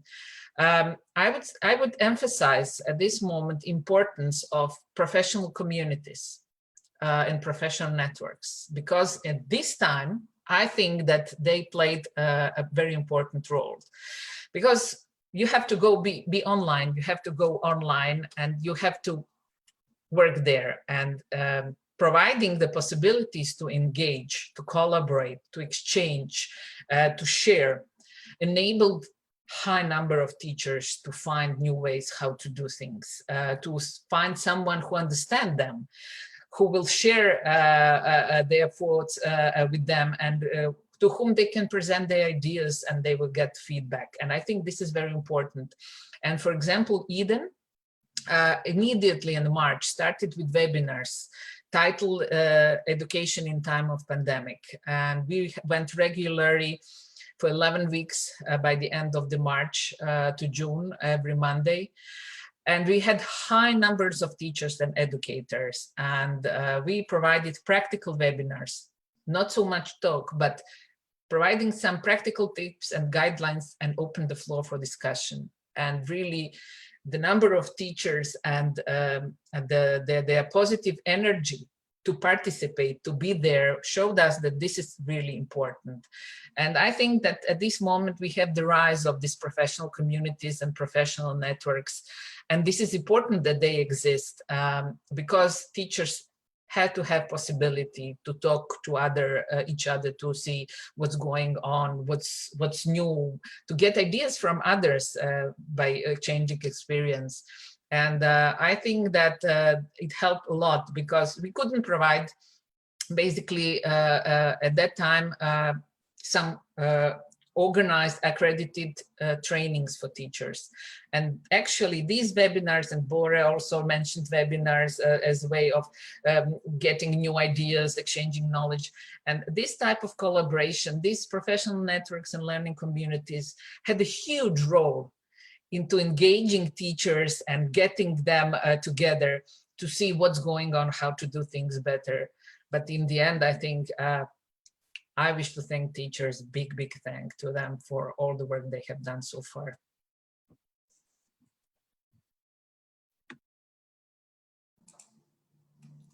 Фала ви, Сандра.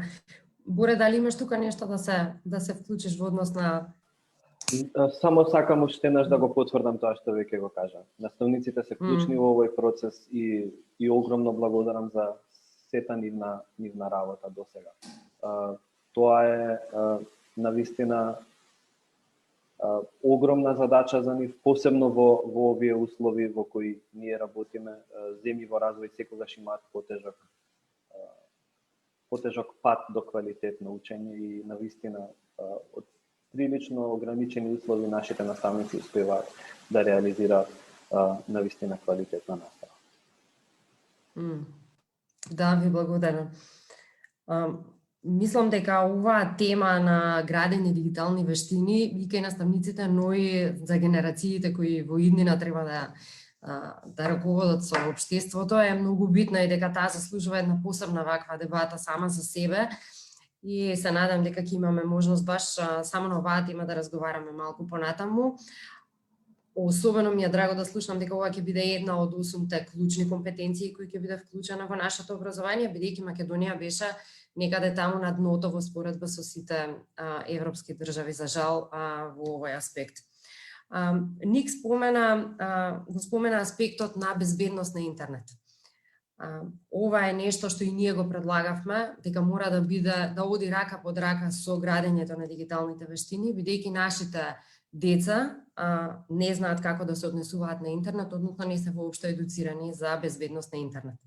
Така што, тука сакам да ве прашам колку кај вас се работи на тоа, иако Ник веќе спомена малку, но и од истиот аспект во однос на работата на наставниците. Имаме едно прашање во чет, кое тука добро се надоврзува. Колку се наставниците свесни за безбедноста на интернет? Односно, тие сега се оставени нели, особено во првиот период на кризата, можеа да користат какви сакаат алатки, значи може да користат приватна опрема, телефони и така натаму. Колку се тие едуцирани и запознаени со безбедноста на интернет?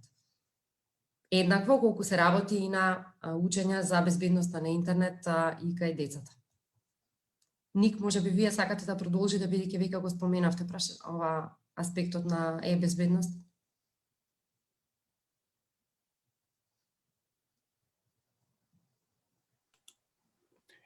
Internet safety is something that we've worked on for years and years, really since we started to develop the national platform, because we recognized how important it would be to do a lot more work than we've done in the past. And the thing with internet safety is that the risks to our young people keep on changing because new things become possible, new applications start up, new social media platforms start up. So the risks to our young people keep on changing. So we have to keep on changing the internet safety work that we do.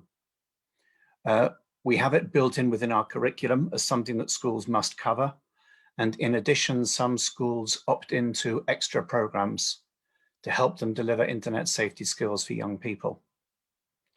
You asked about teacher skills in this area. This is also something of some concern. The risk to teachers is a little bit more different. With teachers, for example, we've found them caught out by fraud online sometimes. We have also found them caught out by the way they behave, perhaps around issues about sex. Some of our teachers have been caught out in that kind of way as well. So it's definitely not something that is only for pupils. It's something that a proportion of our teachers need to understand better as well. The fact that today we're using Zoom for this meeting is very interesting because you practically never find Zoom operating in a Scottish school. Most schools are banned from using it because of the security problems that a number of hosts have found using Zoom as their chosen tool. So our schools would normally be using Google Classrooms or Microsoft Teams, but it would be very uncommon to find a school using Zoom. Now, my experience with Zoom has been very good, but I recognize that in some educational contexts that hasn't been the case. So it's an area that keeps on changing, and we do keep on looking at it and working at it, because it is important that our children have the best protection that they can have when they're online so much of their time.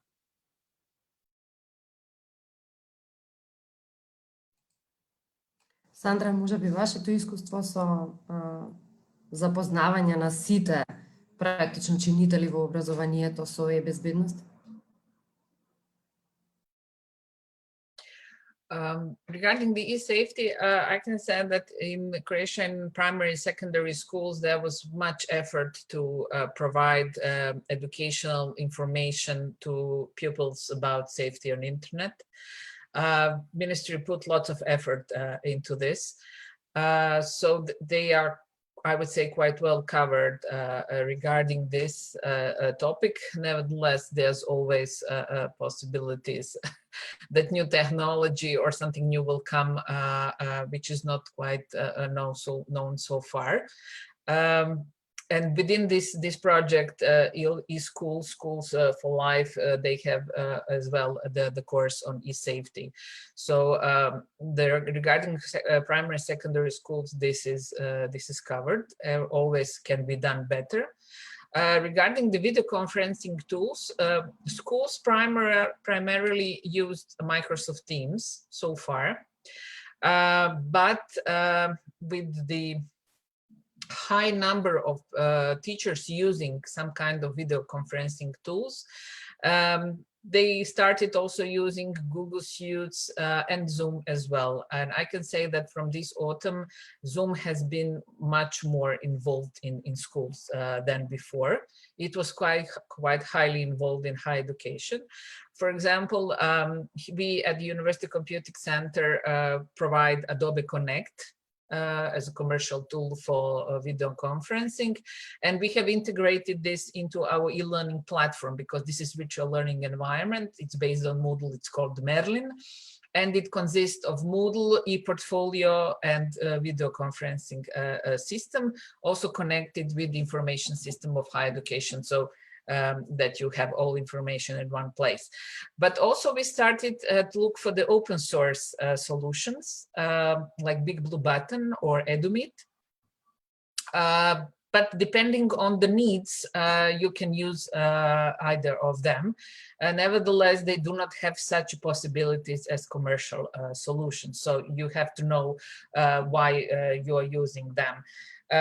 I would say that if in anything, our teachers and students have become skilled in use of video conferencing tool, definitely such variety of tools. I myself didn't know that they exist before March. Today, I know pretty much each of them, and I certainly used at least once each of them so far. It doesn't mean that that I know how to use well them, but I'm acquainted with such possibilities. E-security is very important thing, and I think it should go not only in schools but also outside the schools into environment, because parents are quite often not aware of the danger the internet can bring to their children. And I do not want to blame them when they tell their children, give them mobile phones or laptops or any other gadget and say, okay, you are online, I have now half an hour piece for myself, and they do not know actually what their children are doing. This is common issue. I'm parent as well, and my children are also going on internet. I'm not always aware what they are doing. But I think that we should give more now into educating parents, families, community of the possibilities of dangers of insecurity, because today world is not such a pretty place. It's not idealistic anymore. And also, internet is a very good place. You can find really huge number of information there, but also it can be a danger place, and you have to know how to get around that. Ако смеам само едно мало подпрашање, дали во оваа дигитална рамка за наставници која ја споменавте, Digital Framework for Educators, дали таа предвидува и образование за наставниците кој се однесува на безбедност? We are talking about the framework for digital competencies of European Commission. Yes, for educators. They have the part about security as well. And I would invite all the teachers to go, if they're primary or secondary school teachers, to go to Selfie tool to try self-evaluate their digital competencies. If they are higher education teachers, to go to the pages of European Commission and try to self-evaluate their digital competencies within this framework for digital competencies. It can do no harm. You will just get information what you're doing good and what you can do better. And then based on this, you can try to find some kind of training in these skills you are lacking. So I think it's very good for all of us to be able to self-evaluate our digital skills. Окей, ви благодарам. Боре, нешто на темата дигитална безбедност? Само кратко, учење дигитална безбедност не мора да значи дека треба да биде само однапред подготвена содржина и пренесена, да речеме, по предмет информатика. Дигитална безбедност е сет еден на вештини кои се стекнува со се поголема изложеност на самите дигитални медиуми. Има една анегдота од УНИЦЕФ волонтери за како млади луѓе препознаваат фишинг линкови или спам содржина. Значи, онлайн просторот е цел еден контекст, цела една култура и дискурс во кој треба да е вешт и речит корисникот. Млади луѓе препознаваат која содржина е, млади луѓе со малку понапредни вештини препознаваат содржина безбедна од небезбедна многу подобро од постари луѓе кои немале толку искуство со технологија. Тоа не се должи на некоја специфична една вештина или обука која ја прошле, туку на продолжено искуство во работење со дигитални алатки и работење онлайн. Значи, колку повеќе внесуваме онлайн настава и дигитални алатки, толку повеќе ги сензитизираме и ги учиме учениците како да се снаоѓаат во оваа нова средина. Бидејќи не е само проста маса од индивидуални алатки и платформи, туку е цел еден контекст и една култура во која мора да се живее и да се работи за да се стекнат сите тие потребни вештини и сензитивност.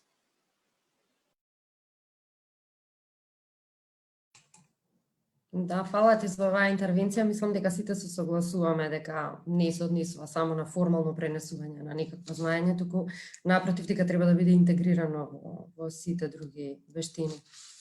Ако смеам, тука би вклучила едно прашање кое е поставено од присутните. Вели, кои се искуствата на ЕУ во однос на зголемување на квалитетот на наставата преку овозможување на родителите и учениците да ја евалуираат работата на наставниците. Значи, колку се користи евалуацијата од страна на родителите и учениците за да наставниците можат да ја подобрат својата работа. Може би европските искуства, дали би сакале да споделите? Ник? Hi, I can't comment on European-wide experiences, and I've got a little bit of a reservation about this anyway, because if you're asking about parents expressing a viewpoint on the effectiveness of how well a teacher is doing their job online, there's a number of risks in that. The first risk is that it could get very personal very quickly and severely damage the self-opinion of the teachers involved if they get a lot of criticism from parents. That kind of rating system could be very unfair.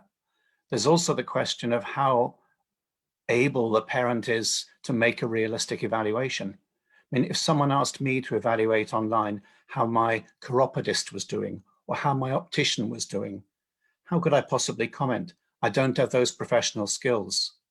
Parents don't have the professional skills of a teacher. So they can have a viewpoint perhaps about how much learning is going on, but I'm not sure how much they would be able to give a really good evaluation of that process. Thank you. Да, фала ви за ова.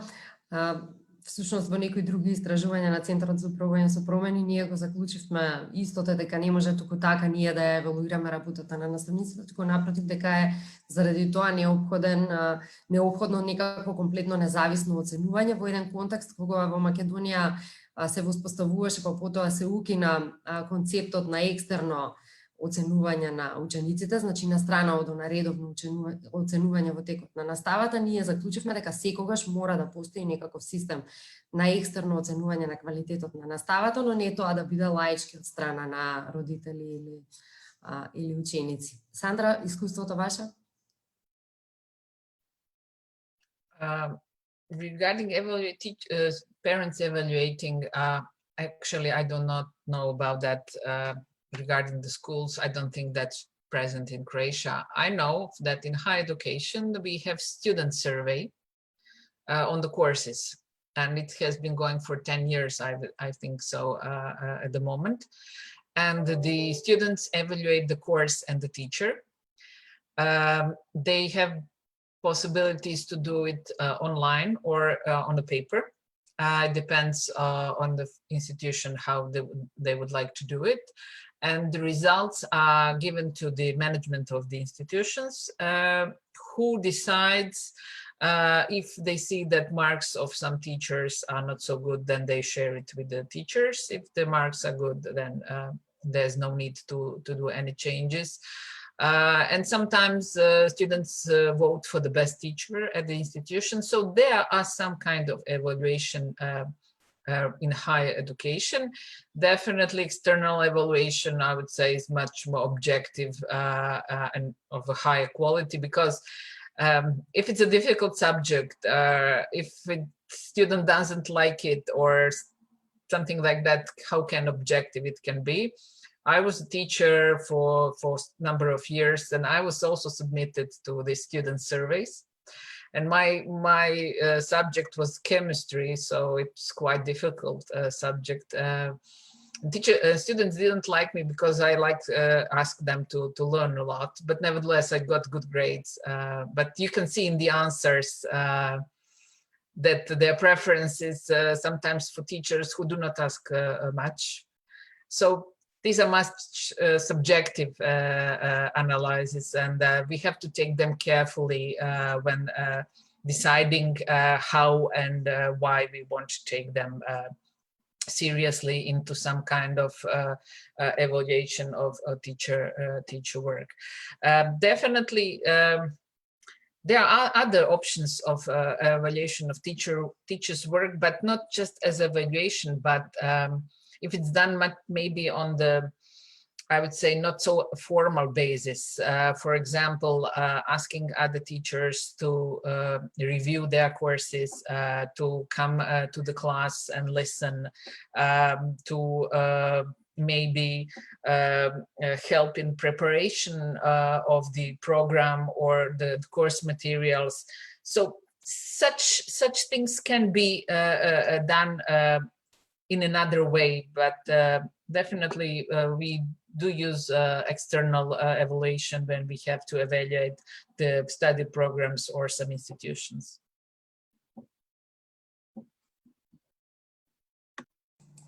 Ник, гледам дека дигнавте рака, дека сакате да се обратите, па после Бора, ако сакаш исто на издавате. Thank you very much. It was just a further comment.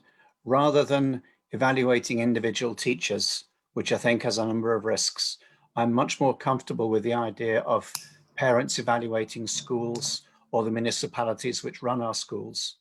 Scottish Government provides funding for a national parents organisation that allows parents a channel to express their views about how well education is being done. And that has been very successful. That's a very good model of how we obtain the views of parents about the education system. Thank you. Bora? Да, оваа забелешка на Ника е сосема на место и значи комуникација помеѓу училиштето и родителите мора да постои и родителите и учениците мора да се активни учесници во работата на училиштето. Меѓутоа кај нас обезбедување на проценка на наставата која изведуваат на наставниците, обезбедуваат нели знаеме сите две тела, бирото и државниот просветен инспекторат. Меѓутоа има најава за реализирање на кариерното напредување на наставниците, кој треба да воведе еден своевиден middle management во училиштето, односно наставник советник, наставник ментор. Наставници кои ќе можат да пружат формативна проценка на капацитетите и на наставата која ја држат нивните колеги.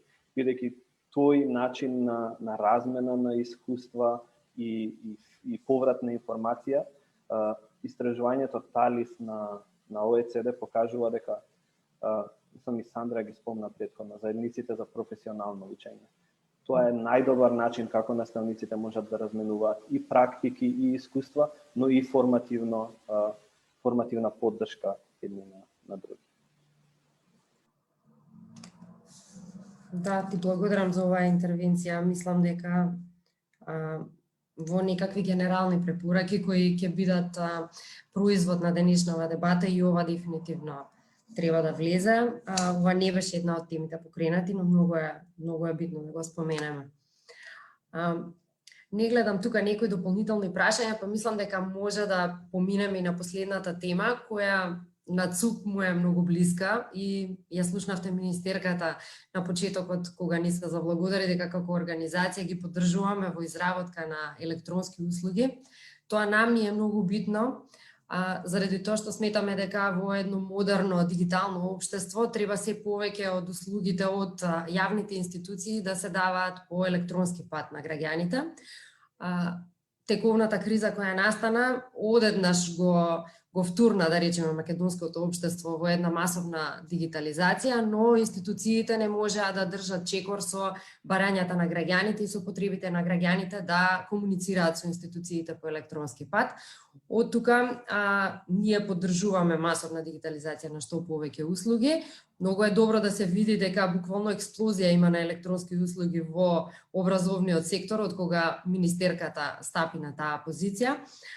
Но ние сме се уште многу далеку зад поразвиените европски држави и тука може би само да ги прашаме уште нашите гости колку сметаат дека достапноста по дигитален пат на услугите, оние по административни услуги во сектор образование, како на пример уписи на деца во училишта, во градинки, на факултет, како се вика пријавување испити, пристап до досиеа, до оценки на учениците и така натаму, се еднакво важни за модернизација на едукативниот сектор.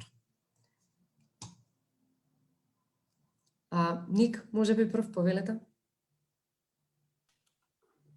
Okay, thank you. When I looked at this item on the agenda, I think we have some good experience in Scotland where a lot has been modernised already, like the enrolment of young people in school and at nursery, a lot of the supporting documentation for while they're at school and nursery. But there are still areas where we're not as strong as we should be. So, for example, the collapse last summer of our examination system clearly showed that we had to do something different with our qualifications and examinations process, undoubtedly more digital, to try and have it cope better with the situation that we find ourselves in, because we need to have a system that is reliable, that is accurate, that has credibility with the public. And that has been quite severely damaged this summer. So we have to address that area. We have to look at teacher pedagogy and how well teachers understand how to do classes online, how to generate that sense of community online, how to work with kids in a direct, interactive way, providing good quality feedback and so on. And that's something I feel quite strongly about. But there's one other one that I would like to bring up, which is about the role of our state institutions. For example, in Scotland, we have a schools inspectorate. We've had no school inspections now for 10 months because of the pandemic. So our inspectorate has been largely redundant for a substantial period of time at a substantial cost. We have to look at the role of our state institutions and think, is there a way in which the core functions that are important to us, like the quality assurance of our system, how can it be done better? How can it be done in a more digital form that doesn't require physically inspectors going into a school? So that's one of the things I'd like to see.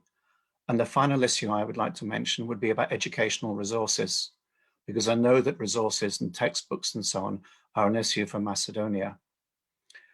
Gradually, as we've seen more digital technology taken on by our teachers over a long period of time, we've seen much less reliance on textbooks being used in schools. And in some subject areas, they're hardly used at all, because teachers are using digital resources the most of the time, either resources that they create themselves, resources that they find online, resources that are commissioned by government, or resources, for example, from our national broadcaster, the BBC. And the importance of textbooks in our system is significantly less now than it was, say, 20 years ago. And that trend will undoubtedly continue. The issue is around more, is the whole curriculum covered? Or are there some subject areas with very good coverage and some subject areas with very little coverage? And how do you make quality judgments about which resources are right for you and right for your class at whatever stage they're learning? And that's quite a big issue for us. And incidentally, Bo's point earlier about the importance of professional networks, I agree with completely.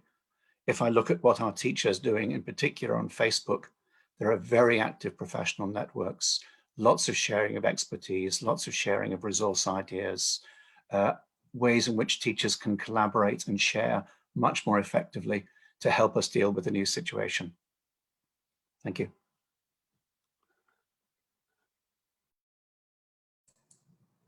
Thank you. Ви благодарам, Ник. Ова се супер поенти кои ги стакнавте, особено тоа дека инспекциите во училиштата, да речеме во моментов, веројатно се затаени во сите земји. Еве, јас немам податоци за кај нас, можеби Боре ќе може да се надоврза на оваа тема, ако знае, или некој од учесниците, ако е од таму, но ова е еднакво следен чекор на кој треба да се работи практично на дигитализација, кој ние до сега дури тука не го сметавме како еден од побитните аспекти. Какво е хрватското искуство? Сандра? Well, I can only second what Nick said. This is really top issues he mentioned. I think that for real change, we had to do some resetting.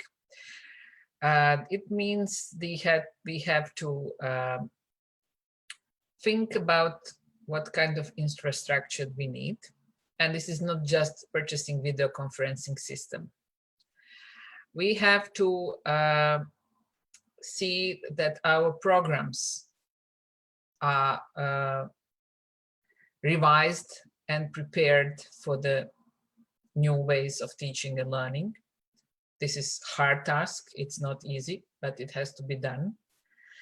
We have to make that teacher training, especially in higher education, become compulsory. Definitely, we cannot expect teachers to do that on their own when they do have time and resources to do it. So this has to become compulsory. So, and also we have to change the environment, because digital transformation is not only on teachers, it's on the institution, it's also on the administrative staff to be trained and to know how to support teachers.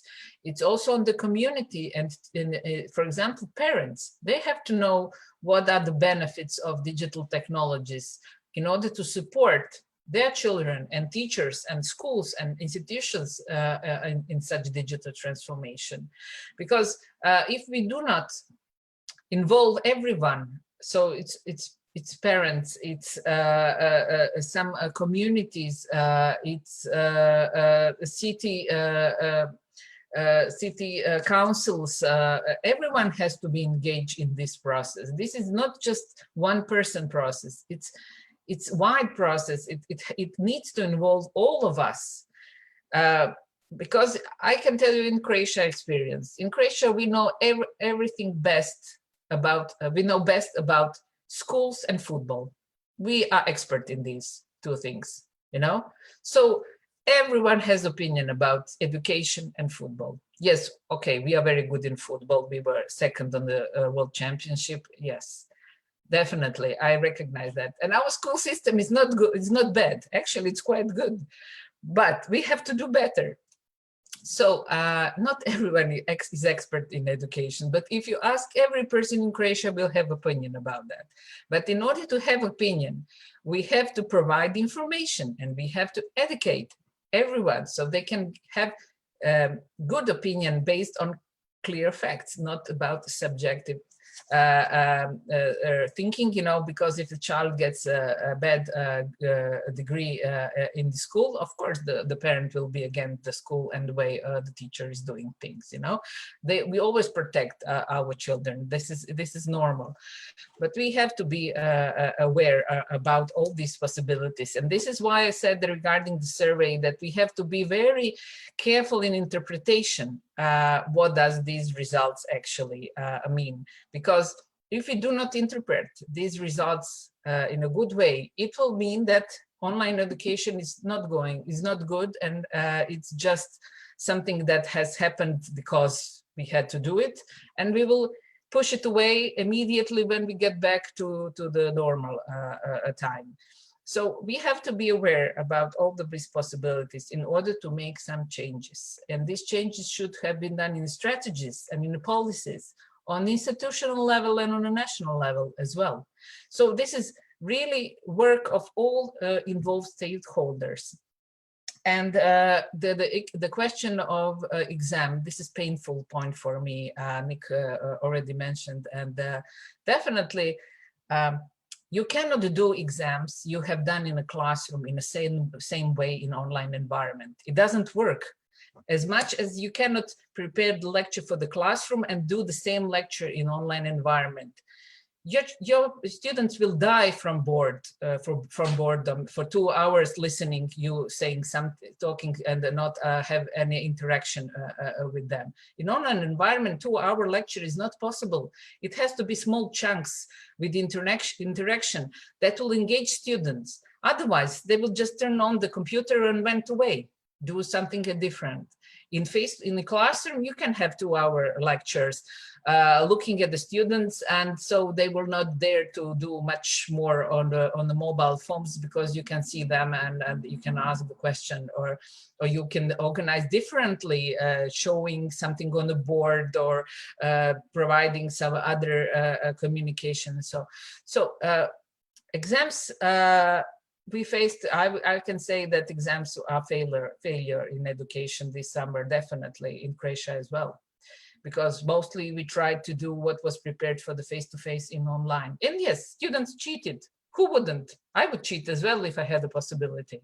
But it's upon a teacher to prepare different kind of exam. What about open book exams?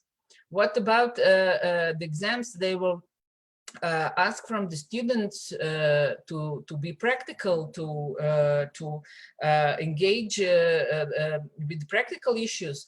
What about formative assessment?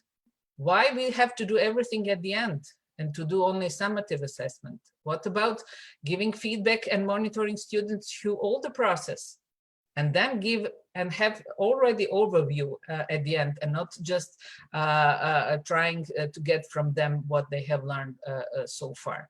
So we have lots of space for improvement. And I think that the digital transformation, which is very much needed, is something we should all be engaged into. And definitely the focus was for many years on the students, especially with Bologna process. And I'm certain that Macedonia also had Bologna process, which says Now we are moving from the teacher who is in the center of the process to the students to be active participants, engaged. And so we are moving everything to students. Now we are going back to teachers, but not in the same way. We are now realizing that teachers' roles is even more important now than before, and that we need teachers, and that we have to educate them, we have to recognize their effort, and we have to pay them in order to be motivated and satisfied and skilled teachers who will educate our teachers to be good workers and citizens tomorrow. So this is my message. Пораката ви е сосема на место. Значи, дигитални услуги или не, пак е клучот и суштината е во работата на наставниците. Значи, ние може да ги поддржиме со секаква инфраструктура, но суштината на нештата е таму. Но беа покренати два интересни аспекти во однос на дигитализација, работата на инспекторатот и ова работата на испитните центри. Боре, знам дека вие работите со сите институции образовни кај нас, значи не само со Министерството или директно со училиштата, се работи ли нешто на унапредување на дигиталното работење со Државниот испитен центар или со инспекторатот за образование? Во моментов, значи, ние се уште сме во процес еден кој е започнат претходно. Имав прилика и со нив да соработувам на дел од овие теми. Она на што ние се фокусиравме повеќе изминатава година е усмерување на работата на инспекторатот и на бирото за развој на образование со нивната основна цел во обезбедување формативна проценка на капацитетите.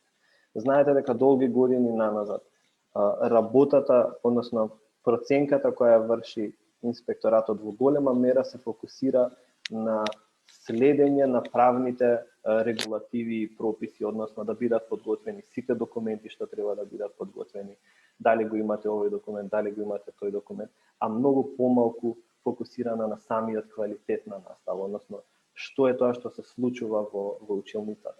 Значи, тој процес на менување на фокусот од следење на прописите и документација која бара законот, кон квалитетот на наставата, тоа би бил нашиот фокус и во наредниот период. А во однос на дигитализацијата се согласувам со Сандра. Значи, процесот на дигитализација мора да биде испланиран, мора да биде намерен. Мора некој да сака да создаде дигитална услуга која ќе има смисла. Се сеќавате и заедно со Центарот за управување со промени имавме соработка на подобрување на централниот систем за менаџирање со податоци во образованието, САРО. Значи, иако како систем има многу позитивни аспекти, сепак во процесот не беше најдобро испланирано кој ќе ги внесува тие податоци од страна на училиштата.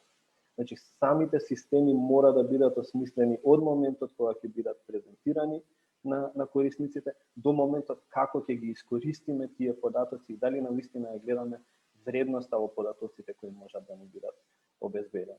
Значи, секоја дигитализација мора да ги испланира овие чекори. Се сеќавате дека за родители кои имаат деца помали од 10 години требаше да се обезбеди потврда од училишта и од градинки. Меѓутоа, за жал, овие потврди требаше да се обезбедат физички, што тотално ја подкопуваат поентата на зошто ги правиме сите овие мерки. Ако се создаваат редови пред градинките, баш и не сме усогласени многу во нашата намера. Затоа дигитализацијата треба да се испланира и да биде дел од многу посеопфатна стратегија, не само како адхок решение.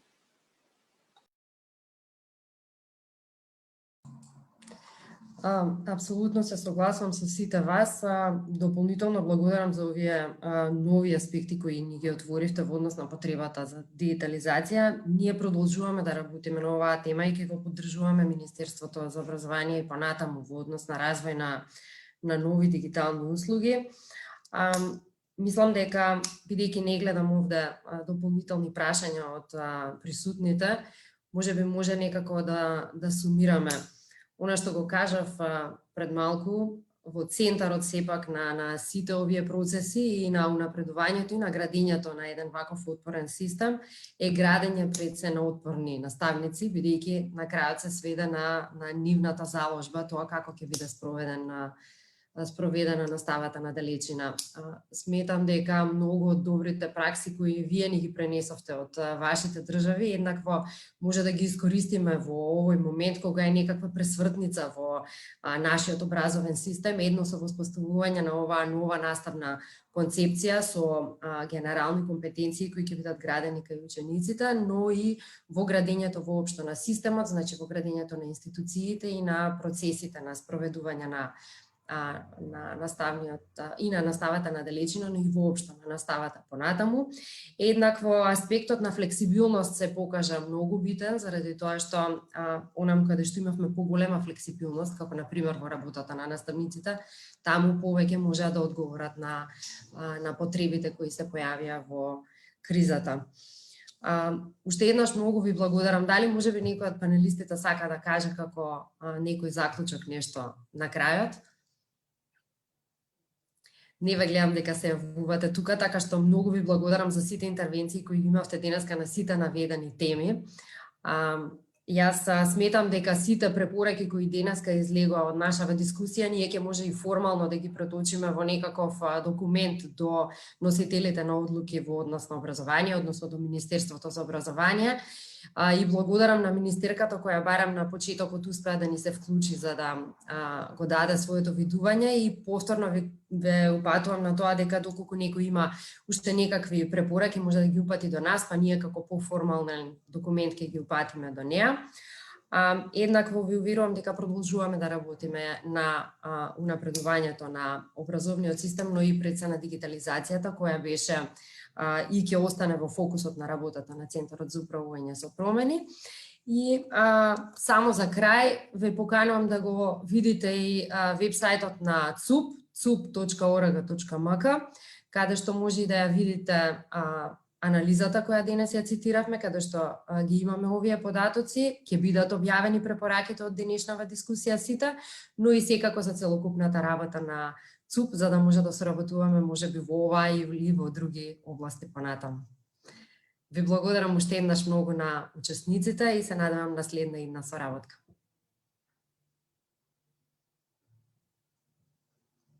Thank you.